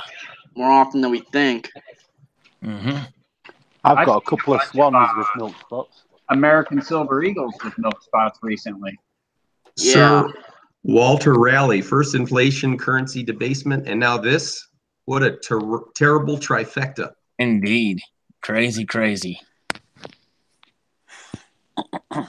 See, Sal, just a side note, I watch a lot of your videos, but I don't comment on all this stuff because this is just too much. I don't know how you do this all the time. That's understandable. There's some I don't comment on either. I try to, but it's hard to keep up with everybody, but it's understandable. It really depends on the subject, right? Yeah. Hitting for contracts, the biggest roll stories about 8 years ago. He was buying a lot of junk 90 from a dealer online, older stuff, Mercs, Franks, and Walkers. One day, the order shows up, and it's a dozen or so uncirculated Franklin rolls. He called him thinking it was a mistake, and he said it was no mistake. They had run out of circulated, and they wanted to fill the order, so they sent what they had. Nice. Very cool. Tina Terrell, who is a great singer, and as a post videos, y'all should check it out if you want to hear some talent. She's learning some new things on the channel. Well, cool. I appreciate you watching. Very good. All right, let's see here. Mark L says, Realistically speaking, the new Supreme Court decision is an enforcement nightmare. That's for sure. There you go.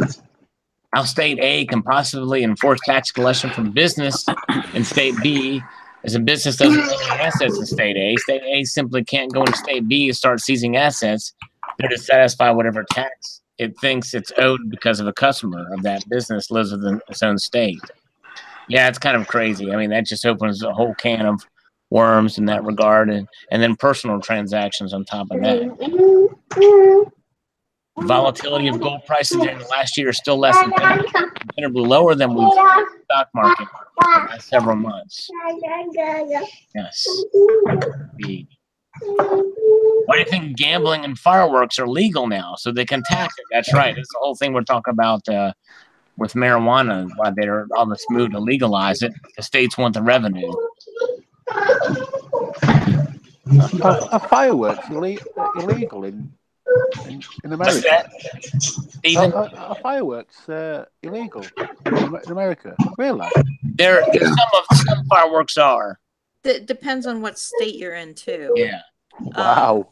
I think anything that stays on the ground is fair. Is most people can buy, but anything that shoots up in the air, I think that's more problematic for some states. Right. Wow. That's incredible. You know, I'm thinking about like how there are like people who, you know, had their cremated ashes shot up as fireworks in the air. Yeah. I That's read just something like about that. that's just like crazy to me. You can buy an AR-15, but you can't have fireworks shooting up into the air. Man, that's just weird. That's America. Well, I don't get that. big That is just company, mad. but I've got to go. Sal, thanks for having me in. Side chat, everybody. You know, Thank you, Slacker Stacker. Appreciate it, my friend. but, I got dude that showed up. Okay. Yeah. All right, guys. Appreciate both of you all. Have Peace a wonderful out. evening. Peace out. Peace. War have a great weekend, everybody. out and war in. Thanks, Just like Sal. All right. Take a squeezy. Don't be sleazy. If you got a cold, it's okay.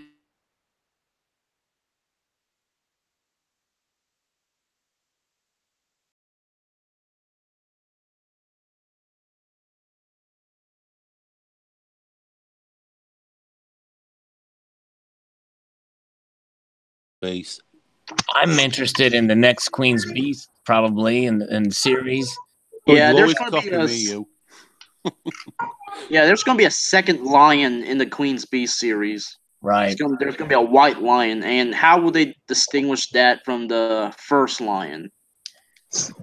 Unless they colorize it or something. They won't. They'll find a way. They'll just position it differently, probably. Yeah, I hope they don't colorize it.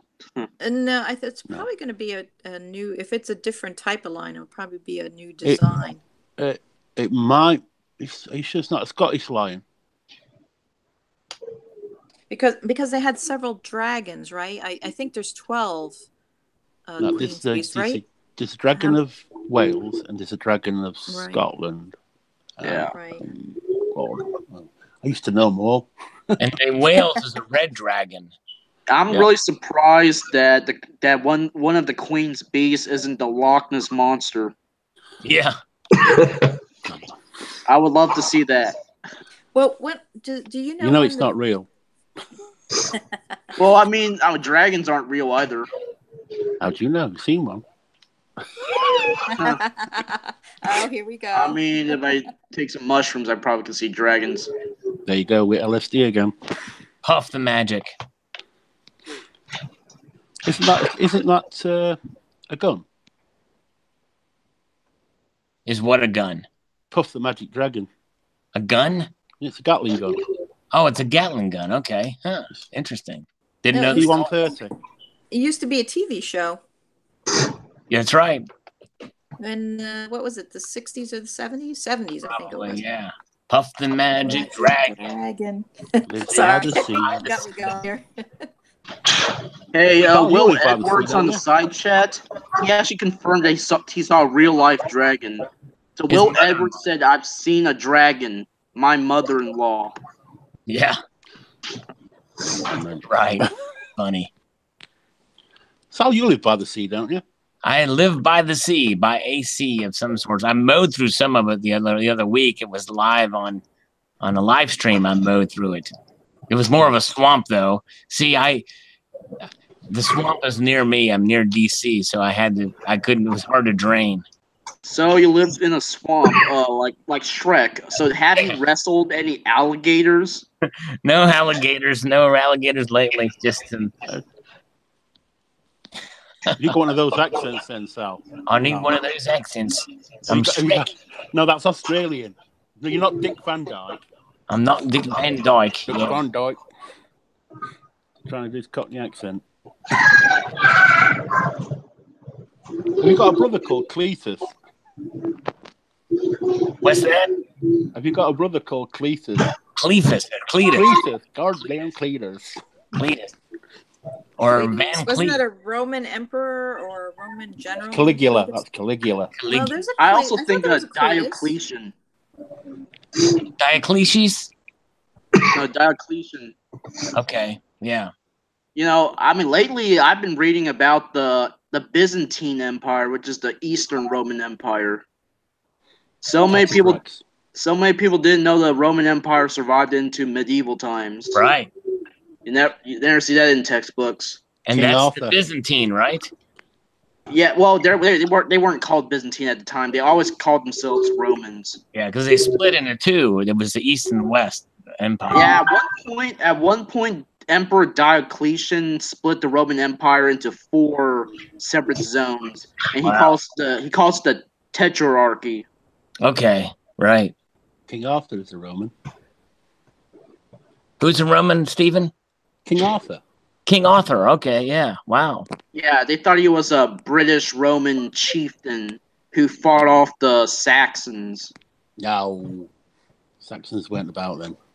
Oh yeah, he didn't fight them out. They got conquered anyway.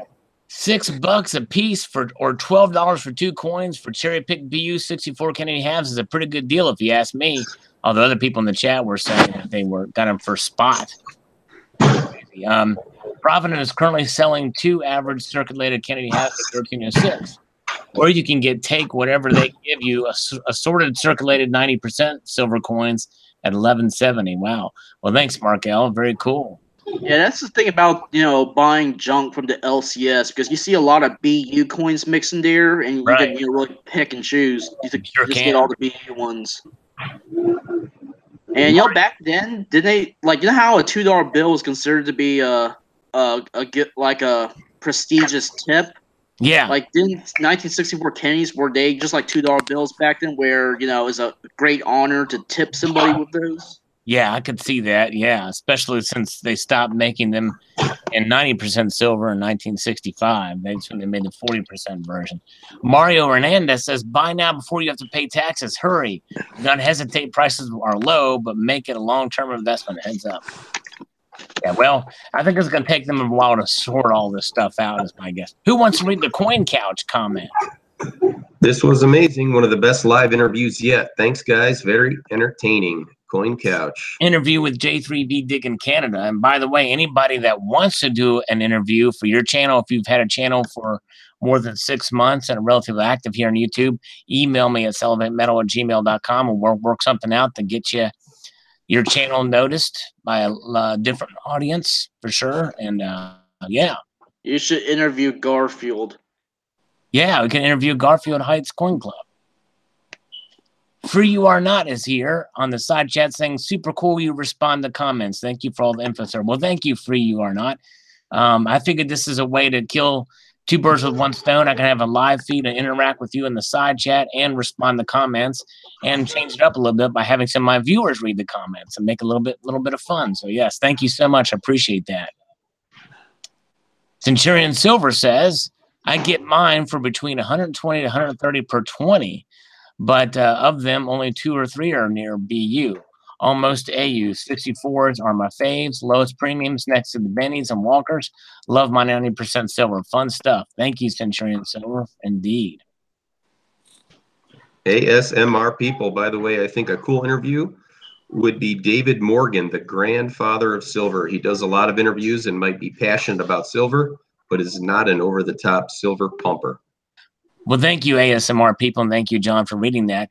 I would love to interview him, but my channel is probably too small for him because he is kind of a pretty well-renowned. He probably wouldn't waste his time on my channel, but thank you for that. James Barrick, silver is a great way to preserve wealth.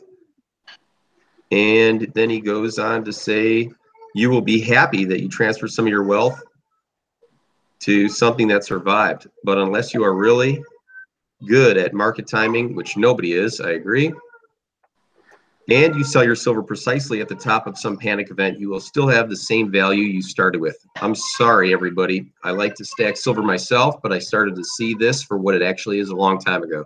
Nobody is getting rich stacking silver, not ever. That's right. Exactly right. It's not about getting rich. It's about preserving wealth, as you said there. That's right. Very good. Thanks, John. All right. Can things get any worse for silver collectors? Question mark. No, because we stack for the long term. Team James Barrett comment. Thank you, Daryl.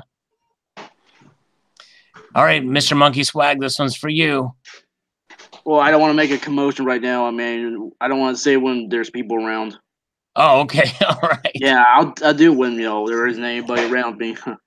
1761 slogan: no taxation without representation. I am thinking of a way to say it in a creative way. Yeah. All right. Enough taxes. Enough taxes. All right. Thank you, Die Maker. And then on the taxation thing, Daryl says, say goodbye to small eBay sellers. Yes, indeed. Yeah, it looks like that's if they do implement it like that, like especially how Losing Louie put it, it'll be a logistical nightmare. All right, okay. All right, none. All right, I want to liven up this live chat. I want to come on. Who should I do an impression of? Well, you want to come in, none? Do an impression of John. Here, I'll send you a link. Let me send him a link here. Here we go, none. Second to none. And then whoever's next to none in here will be second to none. So if you come in, you'll probably pop in on the left side of Garfield Heights Coin Club, which means he'll be second to none. Nice. Don't give up your day job, though. All right. Thanks, Stephen. He's outside on too. Didn't that M's composition guy make the same comment in another video? I don't remember if he did. Oh, never mind. I think you passed it. Ivan's 24/7 Guitar says, looks like I'll be buying my silver from Canada from now on. China is one of the biggest sellers on eBay. How will taxes be collected from China? Looks like all the games being rigged in China's favor again. They already get huge shipping discounts from USPS. That they do. I get no shipping discounts. China continues to undercut prices. Our government actually has no idea how to do its job. I've been an eBay seller for 16 years, and it's just becoming impossible to make a dime. Way to go, big government, kill the economy. Yeah, it's too bad how it's going. Wolfie, what happens when you click the link with no mic or webcam? Well, you'll come in on your screen, will just be black, but you'll be in here. You just won't be able to do anything. Yeah, it took me a little while to figure out how to get on. Because what happens when you come inside here, there's another window that pops up that gives you the feed live, truly live. Because the other one is delayed a little bit, and that's what you're watching right now. That's YouTube side, and you want to mute that. Yeah, so you just press on Salivate's icon, then you can see his screen. And then you'll see a little toolbox above that has where you can mute your microphone or your camera. Yeah, so you could sign language and no one would see it well, Edwards. All right, moving along with the comments. ASMR People says, so ask the grandfather of silver on for an interview, David Morgan. Now that's the one that he said that that was repeated, I think. And he's too big, highfalutin for my channel. Total Bullion says, power is with the people. Don't be afraid to lift that middle finger. Amen. Broadsword Calling says, yep, picked up 10 ounces at 867 of platinum. That's a good price. Since I saw it dip below gold and palladium, been watching it like a hawk. Wow. I think that's 10 tenths. What's that? 10 ounces of platinum. No, 10 tenths. Oh, I think he meant to say he picked up 10 ounces at $8.67 each. Oh, gotcha. That's probably what he meant to say.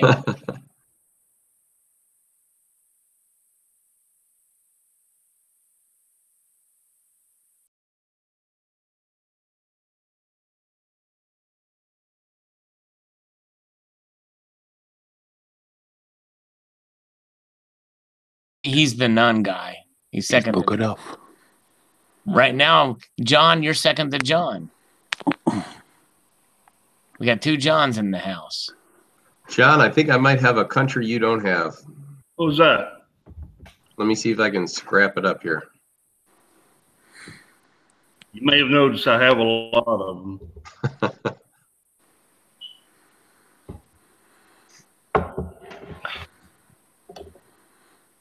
Oh yeah, so Salivate. So you see the M's composition channel? I'm not looking at it right now, but Oh, okay. Now you're out of it. Yeah, over there. Like, didn't he just comment that same comment in a different video? I think you're looking at. I'm not seeing his channel. Oh, okay. Yeah, I've got the on my screen. I just have the. I'm up at Gary Clark. Okay, maybe that's just a past comment. I thought it showed up twice. Also, the hard-hitting capital gain stack says we'll wait for John to show his coin for the other John. Mark B says gold fever, gold finger, golden buns, golden turds. I put that in there because there's a guy named Golden. So a common theme of all these gold smugglers is that they always seem to have a fetish with shoving a gold bar down their ass crack. I know, it's crazy. And then, by the way, Abby Silverstack. Yeah, I mean, Abby, there are other ways to smuggle it. Yeah. By the way, Abby Silverstack. Yeah, if you want to come in, try to come in again. That'd be cool to have you in, Abby Silverstack. I did post a link right above there. If you can make it in, that'd be cool. And you just come in. Hangouts is the program or the application that's used for sure. So Garfield, did you find the coin? Maybe not. I think he went off. Yeah, I think that's a coin, like the country, because Garfield's showing a flag of some Asian country. Yeah, with a tiger. And I don't recognize that. Neither do either. Is that like Bhutan or something? Yeah, I don't know. I don't recognize that flag. Never mind. Bhutan uses a double dragon. Never mind. That's got a tiger's body on it. That's a tiger's body. Yeah. Yeah, you don't really see flags where they use tigers. You only see most countries use flags that have eagles, dragons, or lions. Doesn't Well, that could Sri be a Lanka have one lion. like That could be a lion. No, it looks like it's clearly a tiger. Stripes. Lion with a tiger's body, maybe. Yeah. Isn't it Looks Sri like Lanka's like that? Clock Fixer says Dr. Stinkfinger. That's funny. I'm going to refresh these comments here. Does anybody know when the Gold Libertad is coming out? I'm just curious. Oh, for 2018, they haven't released those yet, have they? Yeah, I don't know. I haven't seen them yet. So yeah, they always seem to release the Libertads very late in the year, right? Yeah, it does seem. Well, the gold ones. That's why I think that's why the 2014 Libertad had like a very low mintage. John's back. Yeah, it's Formosa. That was the flag that I posted. Formosa? I can't find the coin. Oh, Formosa. Yeah, that's right. Which is Sri Lanka now, right? No, it's Chiang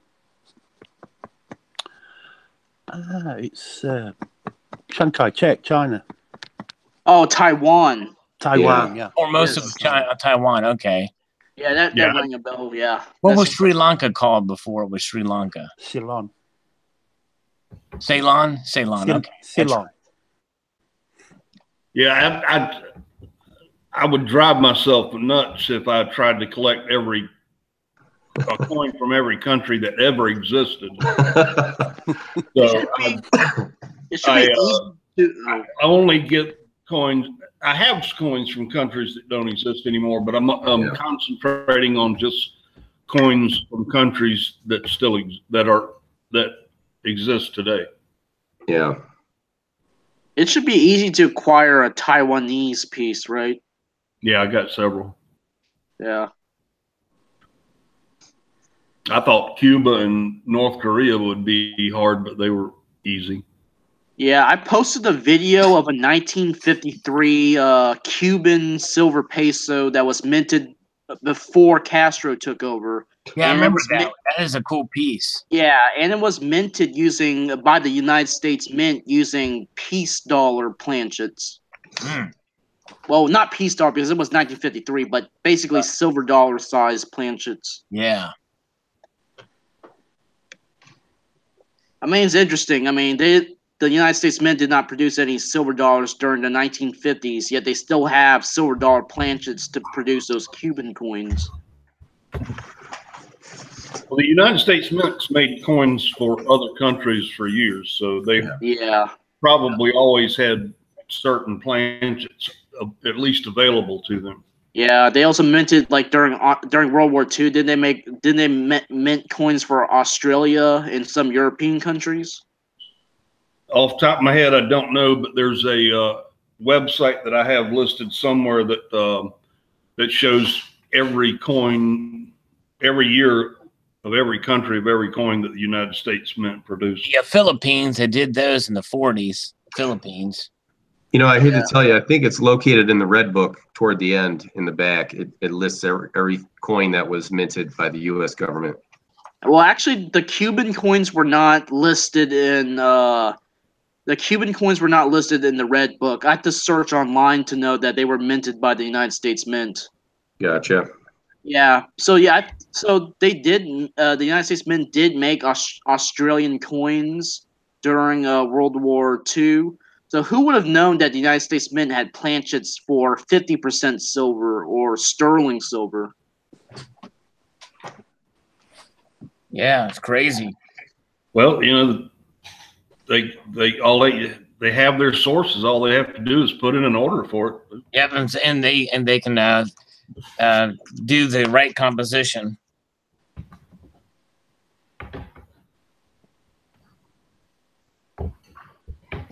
I've got the Red Book has the Philippines under U.S. sovereignty coins, and let's see here. There's I showed I think I showed a 1906 Philippine peso in one of my videos that I bought from Mr. Zeke's shop.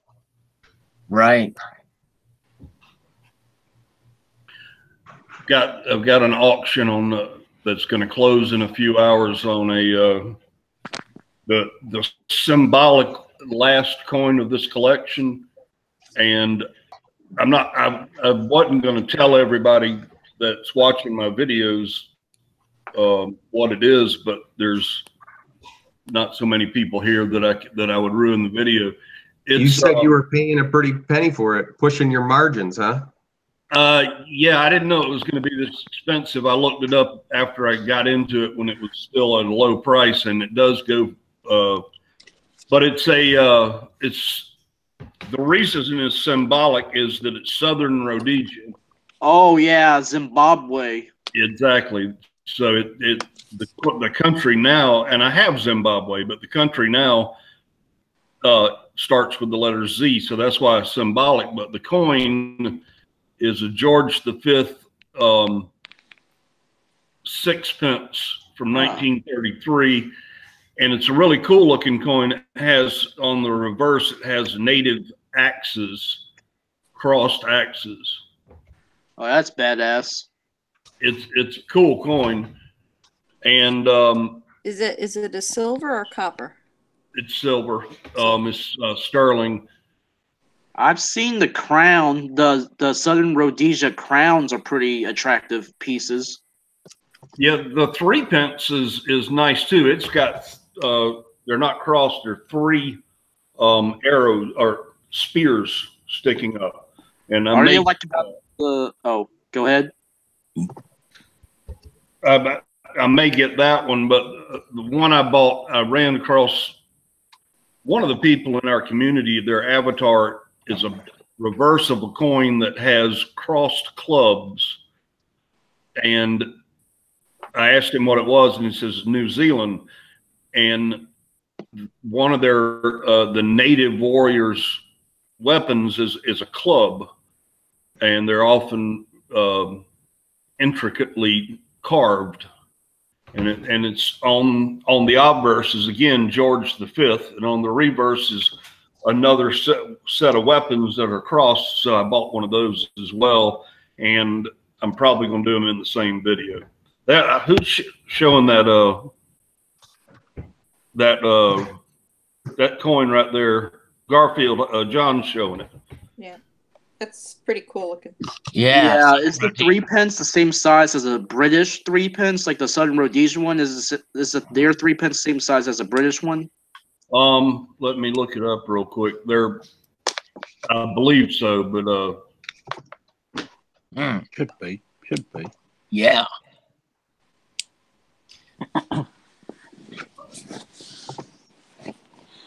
I believe so.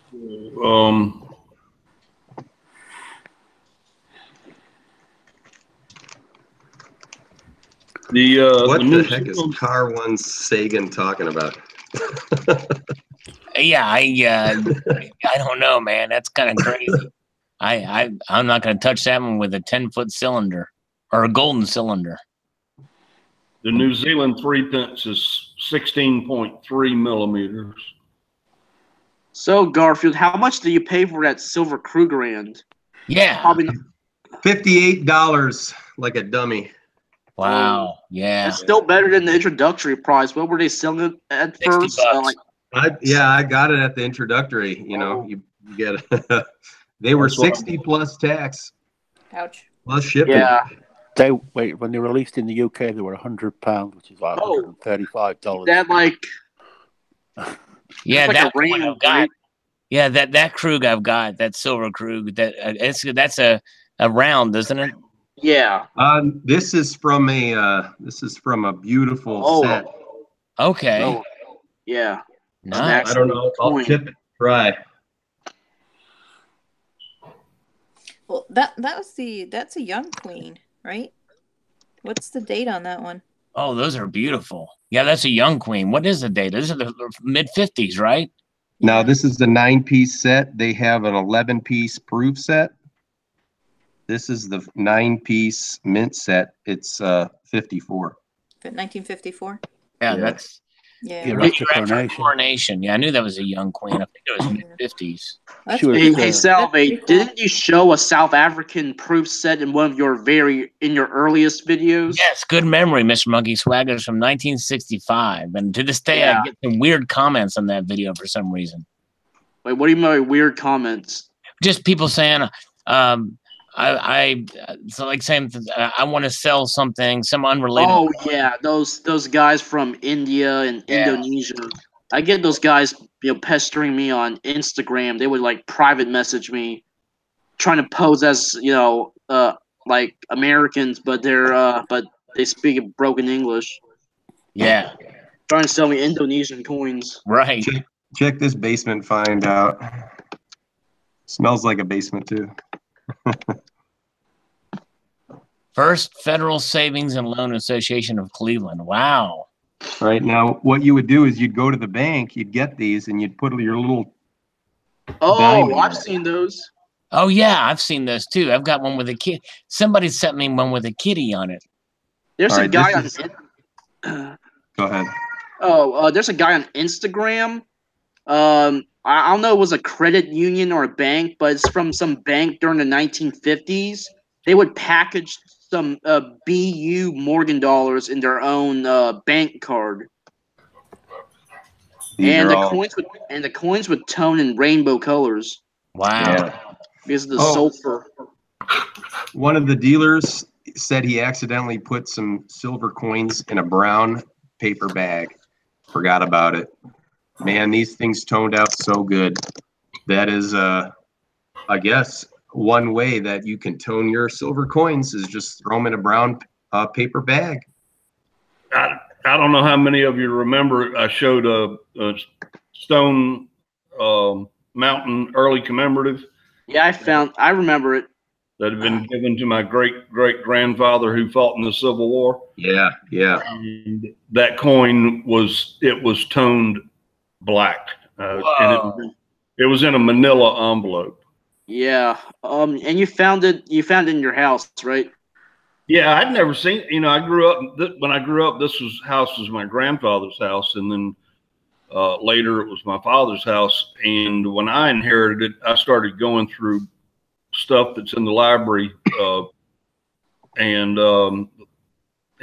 just I found a shoebox that had pocket watches in it that belonged to Uncle George and AP and all my relatives, and it had that coin in there. It's pretty cool as a coin collector to find something that was part of your family's history, and it was fun. It's right here. Yeah, from what I've heard, I think I heard somebody saying that black toning is really composed of all the colors in the rainbow. Is that true?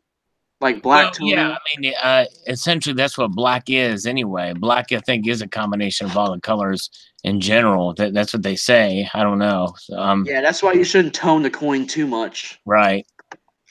Is that like I imagine about 20 years in this envelope, it may have been a pretty color, but this was given to him in 1925, the year before he died. So it's almost 100 years that it's been in this wow, in this envelope. But there's absolutely no wear on it. Right. Because I know you can't see it well. Yeah. Yeah. And look at that. That's crazy. And it almost looks brownish, sort of. It has, just with the naked eye, it looks black, but with the light on it, it does have some blues and some browns in there. And now, if my eyes are fully clothed, it'll definitely look black. Everything will look black because there's stuff covering my eyes. The reverse, however, is not fully toned. No, it's not. I mean, it could be something in the paper that has a different acid. I know different papers have different types of chemicals in them. Yeah, the sulfur causes the tone in the paper. Yep. Yeah, this is old Manila. It doesn't look like today's Manila envelopes. It's it's a little bit different color.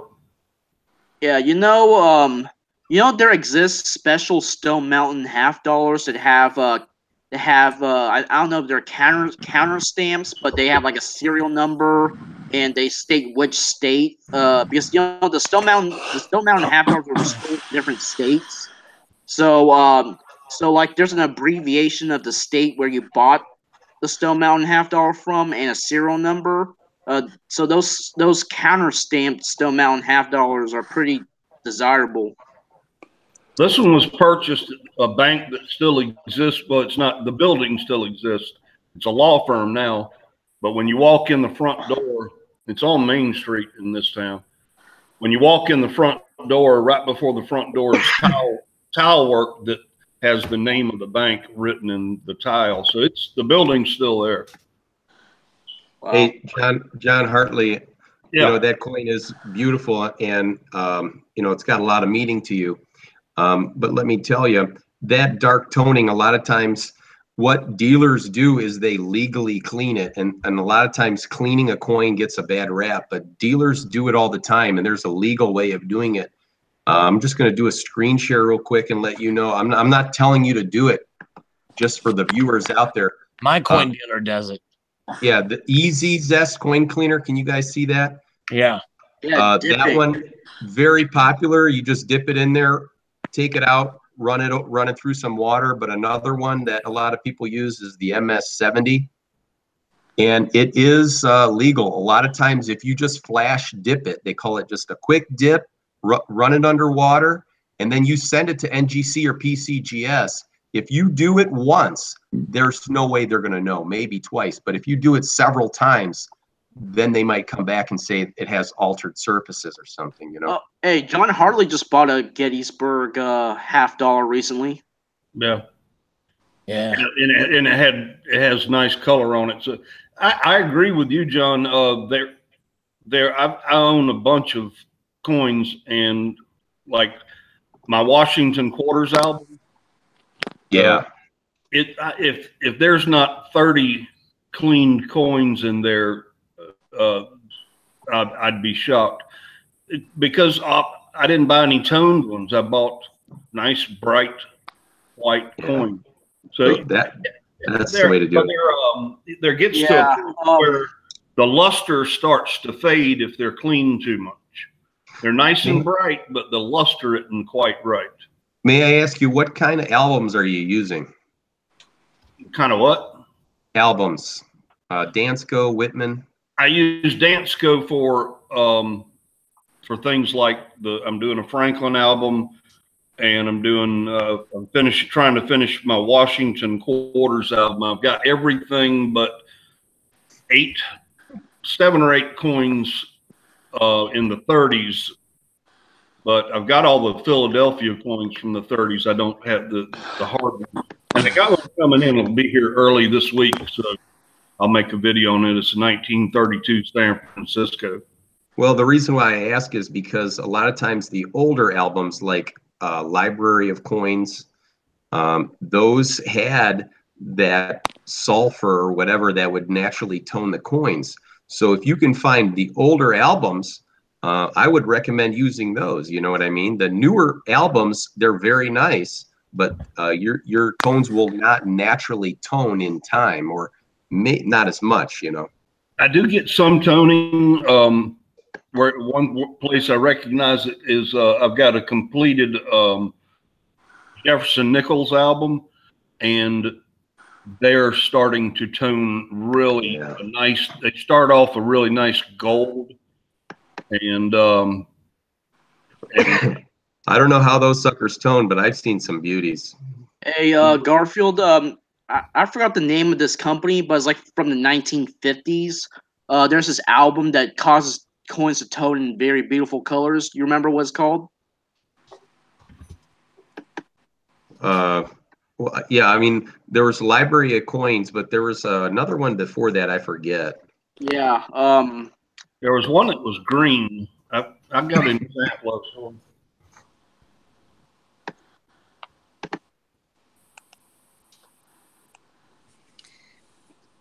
I'm going to continue eating spinach, guys, for lunch. I'm doing it every day. We're talking in the side chat here. And yeah,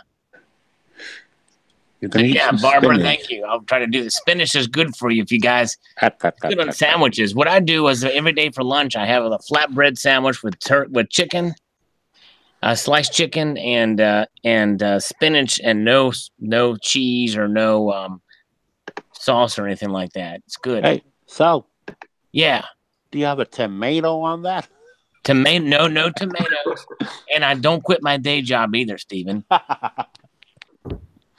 Okay, I remember what the name of the album is. The Wyatt Raymond albums. Oh wow. Yeah, but the thing is about these old albums is, I mean, if you were to buy one of those old albums right now, what do you got there, John?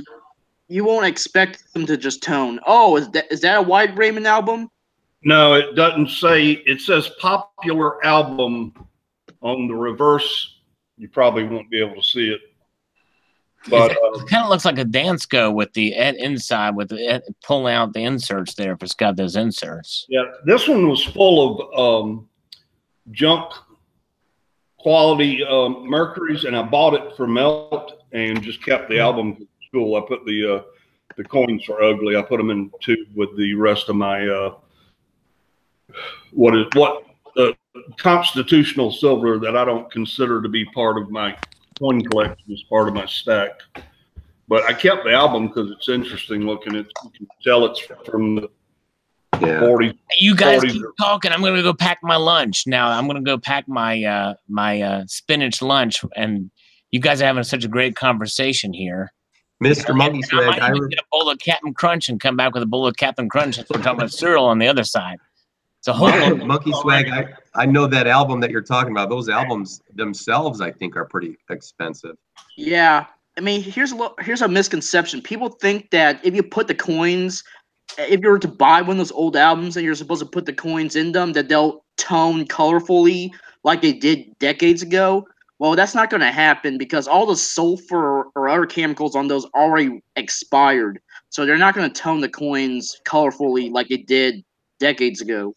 Hey guys, good talking to you. I got to give Ben a bath, so I'll see you guys in the next video. Over and out. Thank you. Yeah, See see you ya, later, Garfield. My other albums are just regular notebooks that you buy at Walmart or something with vinyl pages and everything flips. Yeah, and it's like free of PVC, right? Well, Obviously. they're in flip. Yeah, the flips are the modern day flips. So the cellophane on the inside of the cardboard 2x2 is free of PVC.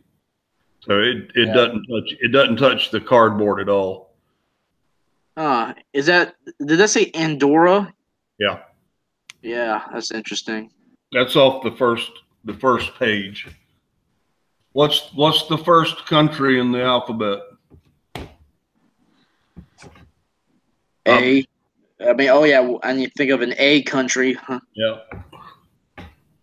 Andorra.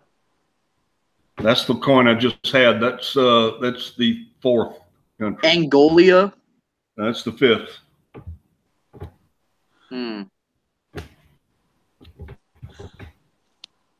Oh, Afghanistan. Afghanistan. Is that nickel or silver? It on my coins, if it has any silver content, I write it down here the percentage of silver. So if it's anything else, I just leave it blank. So this could be anything from zinc plated steel to cupro nickel, what have you. But it's a 1937 coin, so it's probably a decent copper nickel. Yeah, because I remember you said that when getting these world coins, you try to get the silver ones if possible. Yeah. This is, I just pulled this out. This is an Australian 3 pence that's hold that I inherited. See, it's got my father's initials down here. That means it was part of the coin collection that was passed down to me, but it's 9.5 silver. Who knows? Maybe the U.S. Mint made that coin. Possibility. It's 1943. I wonder, do they like put it in their pudding just like the British? You know how they put those 3 pence in the Christmas pudding? We don't do that anymore. Oh, I don't want to bite into a 3 pence. Yeah, apparently it's like the wishbone. Pennies in your loafers, right? People still put pennies in their loafers. Well, my mom used to put when my mom was a kid in the 50s, she put dimes in her loafers in case she got stranded by a boy who wasn't the best date in the world. She could call home on a payphone. Oh, that's a good idea. Is that mac and cheese? All you youngsters out there don't know what a payphone is anymore. I remember what a payphone is. Seduced by silver. This is her fault. I had to get some Captain Crunch. Oh, that's not mac and cheese. That looked like mac and cheese. Yeah, it did look like that at first, but yeah, this is some Captain Crunch. It's good stuff. Or very bad mac and cheese. I like to eat the Reese's Puffs. Reese's, oh yeah, Reese's Puffs are good too. Yeah, especially by themselves. I actually eat them by themselves like a snack. Oh yeah. They haven't changed Captain Crunch in years. That brings back memories of my childhood. Saturday morning, waking up earlier than you would to get up to go to school because cartoons were coming on. I remember that. Yeah, and have the same type sitting of in front of cartoons. a 15-inch black and white TV eating Captain Crunch. Have Captain Crunch changed in design like the actual mascot? Has he changed in design over years? No, it looks pretty much the same. Yeah. Oh wow. It's exactly the same. I haven't eaten it or seen it in years, but when Sal put it on the screen, that's exactly what it used to look like. Did you guys ever have on your old TVs like a glass magnifying thing to actually make the picture bigger? I've seen those. I'm a little too young for that That's a one. little bit before my time. I'm 55, and that's a little Well, bit. I'm only 51, so. Oh, you're an older. Yeah, I do know. I've heard of those, but Well, they used to have it with the different colors. I think the top came with like a blue tint, and the bottom came with a green tint, so you'd have a little bit of color on your black and white TV. especially for the cowboy movies that were all outside. Excuse me a minute. I got to make another cup of coffee. That's the Wayback Machine. Oh yeah, the Wayback Machine. Giving That's away a cool my age. website too. You check out old snapshots of previous websites. You ever use that? No, I haven't. What is do that? some people archive on there? Or? Yeah, it's like I think it's called the Wayback. Let me see here. Let me see. I know there's like archive.com. I think. Yeah, Internet Archive, Wayback Machine, archive.org web. Oh, Wait, so they're archives of what? Of old websites like whitehouse.gov. Mhm. You Yeah. can look out previous versions of that, which is kind of cool. I know some people do that. They archive websites so they're available, so they can't be deleted. So if you're referencing something, you archive it first. Yeah. And then you point to that archive instead of the original website. So if somebody does some hanky-panky on websites, if you're referencing stuff, you can go back to the old and reference what the original was. So that's very interesting. Mm-hmm. So do those websites actually work, the archive ones? Yeah. Again, I tune into Styx Hex and Hammer, and he does a lot of archiving. He talks about it often. I don't do it myself. I don't really produce any real videos, but people use that so they can archive what they're referencing and talking about. It's kind of interesting. Do you remember any of you guys used to go on IRC? No, what is that one? Oh, well, when I first went on the internet, it was about 96. It was like the first real like chat rooms. I've heard of it, yeah. And you they had bulletin boards too. They have right, yeah. sysops and everything. Yep. Right. They were, yeah, the bulletin boards were a little interesting. They had those odd chat rooms. Mm-hmm. I vaguely remember how to get on there. I had a programming friend, and he used to visit those. I think they kind of got obsolete after a while, but when did these exist? Early 90s. Yeah, early 90s, late 90s into 2000. Probably not after that anymore. I wonder how slow were computers during the early 90s, like websites loading up. They took forever. Yeah. Especially live webcam sites. Yeah. There's a website called Tommy's Cams where they showed views of other parts of the world, like London, live feeds, and they were like, like 4 frames per second or something like that. Yeah, crazy. Lots of buffering. Yeah. My first modem was 23K, I think. Wow. Well, yeah, it's amazing how technology, like internet technology, improves to the point where we could do a live stream like this. Yeah. My first home computer, I took a friend of mine who was computer savvy to the store with me, and I said, "What about this one?" He said, "Yeah, that one's a hot rod," and it couldn't do anything now. Right. What was it? An Apple or a Commodore 64? No, not quite that old. It was a Dell or something like that, but it was or compact. I think my first computer, I think it was like $5,000. Wow. And I think it was a Commodore. I don't think it was a Dell. I think it was a Commodore, but it was a little better. It wasn't a 64. It was a little bit better. No, compact. They were after Commodore. Compact was fairly big in those days. So, yeah, the computer and monitor and everything was like $5,000. And you just imagine now you can get a decent computer for like $300. It's It's crazy. Yeah, you know the first Apple computer, they had like a wood case. Yeah. Like I wonder, I might heard that they're pretty rare. I wonder how many still exist. And I heard that the Apple computers, they were marketed for hobbyists, like for people who like to take apart the computer. Right.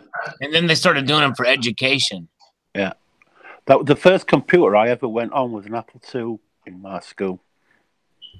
Well, the first computer I was talking about was a 96 or 97, somewhere around there. Mateo Man programmed the IBM 1600 in 1963. Wow. Wow.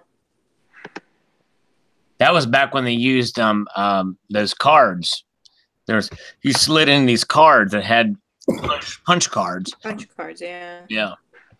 I remember in the 70s when I was still in high school, Daddy ran a construction company, and for a short period of time when construction was slack, he rented out his office and moved his office into our house. And the utility room off the kitchen, they got this new computer. He and his secretary went to school for 2 weeks to learn how to operate the computer. And the only thing it did was payroll and print checks. That's crazy. Wow. Yeah, I thought, most early computers were like that. You know, they're for just practical business reasons. I remember the days of Lotus. What was that? Lotus 123. Lotus 123. Yep. Yeah, that was the counterpart to Excel. And then they had what was the word processing one? Oh, I can't remember the name of it. Works. Yeah, Well, no, Works was the cheaper version of Word. Word. That's right. I'm trying to remember. I can't remember what it was. Yeah. Yeah, you know, for a long time, I never knew this browser existed. You know, AOL. Oh yeah. I never knew it existed until recently. I used to get those discs all the time, the CDs or the floppy disk. Yeah. Yep. Web crawler. Remember web crawler? Oh yeah, web crawler. Yep. And Lycos was a search engine too. Lycos and by the way, Mateo Man corrects me. In 1963, it was yellow paper tape. The punch cards didn't come out until 1965. What was your first ever computer, Sal? My first was a IBM 386DX or SX. And I was kind of late to the computer game. And it had an Amber graphics monitor. And I remember getting Flight Simulator version 3, I think.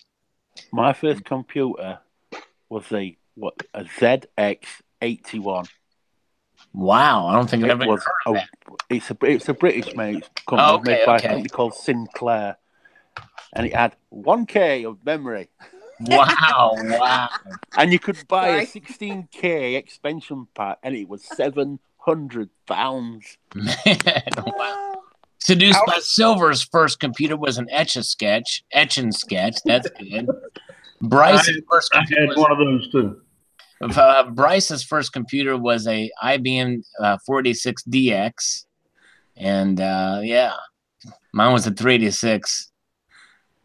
The 386. So you were really moving it by that time. Yeah, well, I was kind of late to the game. It's probably better off you passed all the craziness. Yeah. It, kind of standardized everything. Right. I've got a Walmart laptop now, so. And they're almost disposable. If they start getting too cluttered up, and instead of having them cleaned up or fixed, I just go get a new one. Right. Yeah. I replace my laptop every 3 years. Yeah. That's what they are. So this one I have now is it's lasting me a good while. Yeah, I have a HP Spectra, and I've had it for a while now, but I'm pretty happy because it boots. It's pretty fast. It hasn't slowed down at all. Knock on wood. And then I use my iPads. Hey, John Harley. So he's showing a notebook. The notebook is actually the laptop I'm using right now in this live stream. Cool. Yeah. Yeah. Well, I'm on the Yeah, iPad. yeah, with the SSDs, you know, the secure solid state drives, they're everything boots up pretty quick. I've got one on my desktop now, and but The color, yeah, University of South Carolina Gamecocks. there you go. My coffee maker's the same color. Okay, cool. I'm a diehard Gamecock fan. I got a tattoo on my arm for Gamecocks. Yeah, I George just, had a Oh, you gateway. I have remember getting a tattoos. gateway one time too. yeah, I just Gateway came 2000. back. I'm sorry, go ahead. Oh, I was just saying he was mentioning gateway. I had a gateway 2000. They were called back then. What were you saying, Poppy stuff? No, I said I just came back from North Carolina. It was my second trip down there. I have a friend who moved down there a while ago from New Jersey. Oh, New Jersey. I was born in New Jersey. I was born in Howell, New Jersey. Oh, Howell? Yeah. Yeah. North Carolina, they're behind the times compared to They us in are. South Carolina. They're so far back in the woods, they got to pump in sunshine. Wow. Do they have Shrek porta potties Shrek porta potties. in the swamp? No, there's no swamp there, huh? That's Louisiana. Well, I kind of like the North. I mean, it still has the character of the mountains and the hills, and Oh, yeah, it's lovely. yeah, it's pretty. Outside of Raleigh, I was very surprised how nice it is. It kind of come back here and you're like, ugh, do I really want to stay in New Jersey? I've been to New Jersey a couple of times, and no, I don't want to stay in New Jersey. I spent a year in Boston when I was in the Navy, and I'm from a country boy from a small town in South Carolina, and I did not mix well with Boston or any Yankee city. What about Annapolis, Maryland? Like, you were probably there since you were in the Navy, right? No, that's where the academy is and where. Oh yeah, the officer. I was enlisted. I was a rescue swimmer.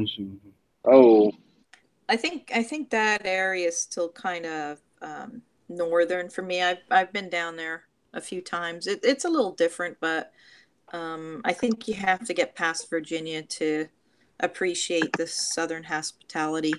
I don't think Maryland quite has it. It's different here. People in the south are really nasty. Us people in the north are really nice. Oh, that reminds me of one of the Beatles movies. Somebody was kind of snooty to one of the Beatles or somebody, and he looks at him and he goes, "Southerner." You big southern Jesse, you can't handle the beer. Or down south. Silver, thank you. Have a good Canada Day. Appreciate you coming on. Appreciate you. Seduced by Silver. If you guys haven't checked her channel out, she's got a really good channel. Nice lady. Seduced by Silver. Have fun. Enjoy the Yes. Dominion Day today, isn't it?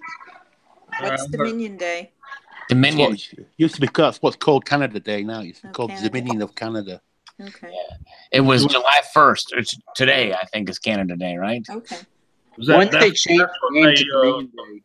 Became part of the of Great Britain, right? Instead of just the northern. Well, there's still what do they call it? Yes, Jen checks. We did the market watch earlier. Just looked at gold and silver as it opened up. But anyways, go ahead, John. Oh, the Canada Day isn't that when the celebrating when they went from just the northern North American colonies to being part of Great Britain? I think it's it was always part of 1867 Confederation. Was that on July 1st? That's what I'm asking. I don't know. Heard somebody. Thanks, George. Thank you, George, in the side chat here. Well, what is Canada considered? Is that a Commonwealth or part of the Commonwealth? Yeah. Commonwealth, right? Okay, I did get that right. But they're an independent nation, but they're just a Commonwealth, right? Yeah, they just that's why technically they're independent, but the Queen's still the head of state. Right. Yeah, that's why the Queen's still on the coins. Most of the Commonwealth nations depict the Queen on coins. Right. It's part of the requirement. But there are some some pesky Americans. Yeah. But there's some Commonwealth nations coins that do not have the queen. Oh, really? Yeah, I forgot which ones though. It's some probably one of those weird those India doesn't. yeah, obscure. Oh yeah, India. Yeah, obscure Pacific Islands. Yeah, I India. think South Another Africa one. does. I don't think Oh, Zimbabwe did does. Did India gain its independence? Yeah, but it's still part of the Commonwealth. Oh, it is. I didn't know. Yeah, like a lot of British coins, like the sovereign, they would depict, for example, King George V, by the grace of God, King of the Britons and Emperor of India. So the British monarchs for a long time were known as Emperors of India. That's correct. That's one of their titles. On some of the coins, there's initials going all the way around the coin that's what it's abbreviating as. Yeah, in Latin. Yep. It tells you that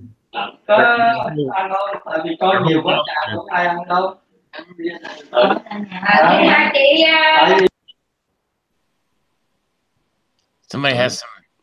Somebody got some Feedback. house guests. I was just taking a look at before the St. Helena's coin came out. I didn't even know that island existed, so it was kind of interesting to kind of see what comes out and follow what the island is. I think they have a new airport. I think it would be kind of interesting to go visit that. It's off the coast of Africa, I think, right? Yeah, it would be neat to check that I out. think it's part of the Ascension Islands. Yeah.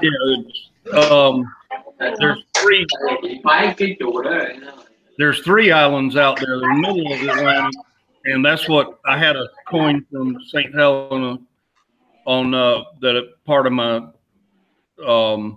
collection that in a few videos ago. So it was a half penny from 1821. That's where they stuck Napoleon when he was ousted in St. Helena. Oh, but yeah. I did a video on that, and if you're interested in it, Poppy, you may find it interesting. Well, the Ascension Islands is where the. I'll check that out. Thanks. I think we're getting feedback from somebody now. Yeah, I'm hearing some background noise. I don't know what. Monkey Flag's got some house guests or something, I believe. Oh, okay. Monkey. Okay. All right. Yeah. The Ascension Islands is where, when Argentina invaded the Falklands, that's where the fleet assembled, and where they went on to retake the Falklands. Okay. Right. Yeah, that was the 80s, right? 1982. 83, I think. Right. 82. Yeah. Interesting. I love history. You just need to kind of set aside a little time every day to kind of go back to see how relevant it is today. It's interesting. The Argentinians' claim for the island is that Argentina wasn't even a country when we had the Falklands. It was a Spanish colony. Right. Yeah, I remember watching a video about that. During that time, didn't the Argentines have air superiority because they had their air force with them at that time, or? Oh, well, they sort of, but they didn't really have. They only had really the Super Étendard, which was and a Mirage, which were considered modern. I think some of that has to do with the proximity. Because they're closer, so they had a little bit of an advantage that way. So, right. When they sank the Belgrano, that's when their fleet disappeared. They never came out again, and that's because they had an aircraft carrier, but it only had Skyhawks on, and they were obsolete then. They still got them now. It's amazing with these coins, like Poppy Stuff mentioned the St. Helena. And when we see coins like this, it does make you want to kind of go back and research the nations and the history and what the symbols mean and things like that. It's pretty fascinating. It really is. I've learned a bunch on this adventure of mine. It's like another one off the coast of Africa was St. Thomas and Prince Island. That's another video you might want to look at, Poppy stuff. But I never knew it was a country, and when I found the coin from it, I go to Wikipedia and I read up about it. It's I read a lot, lots and lots. Lots of interesting history. Yep. All right, people, I need to get going. My my iPad is actually running out of steam. Oh, you were using your iPad for this? So am I. Yes, I am. Yeah. Wow. How were you able to, how were you able to get on here using the app? Because I heard, the Hangouts app isn't that good. I've had no problems with it. No, I haven't. No real problems with it. I mean, this is only like maybe the fourth time, and I'm using it. So, no problems. So you just press the link, and then it'll bring you to the app.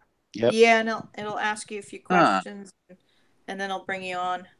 Yeah, I tried doing that with my iPhone, but it didn't work when I did with my iPhone. Yeah, I'm on an iPad, so might be a little different, the app. So I'm not really sure how the iPhone. I know there's some things that I know, like Instagram. I previously couldn't get it on iPad, but only the iPhone. So maybe it really depends on what you're working on. Oh yeah, you can do live streams on Instagram too. Yeah, I haven't gotten into that. I just like to occasionally post a few things on there. Yeah, my Instagram name is the same name that you see on my YouTube channel. Yeah, mine is pretty similar too. I think it's stuff.poppy. Stuff.poppy. Yeah, I think I did it backwards because of my Gmail. Oh, okay, yeah. Well, we appreciate you guys being on. Thank you. I'm probably gonna head out of here pretty soon too. How long has this chat been going on? It's almost 8 Central Time. Yeah, I think it's probably going on for like 2.5 hours or something like that. It's crazy. 2 a.m. Yeah. So that's like a new record. Yeah. Thanks for Right. sticking out with us. Appreciate it. And Stephen, Heath, appreciate you sticking up to almost 2 o'clock in the morning. Crazy. Hey, Sal, just before you guys go, I just want to wish you all a very happy 4th of July, even though it is Traitors Day. Hey, thank you, Stephen, Heath. Hey, I appreciate that, my friend. No problem. All right, guys. You have a great one. Have a great holiday if I don't talk to you guys soon. Thank you. Happy Independence Day. Bye. Yeah. See you later. Happy Independence Day. All right. Take care. Appreciate you guys. All right. Y'all have a good one. I'm going to head out too. A multitude of gratitude to you all. Keep your feet on the stars and keep reaching for the ground and all that good jazz. 73. I forgot one more thing. You said something about squeezy or whatever. Yeah. Take a squeezy. Don't be sleazy. If you have a cold, it's okay to sneezy. And tricky guy's going to be corrected. 80 was the high of the session, not 73. We actually surpassed. I think this is the most ever viewers we've ever had, which is awesome. Thank you, Mateo Man, Silver Saber. Thank you, Eric, Barbara Carbone. You're awesome. All you guys are. Appreciate you so much, Electro Pig. All y'all, wonderful. Have a wonderful evening. Take it easy. We'll talk to y'all later. Take care. See you there. See you later. Bye bye. See y'all. Bye bye.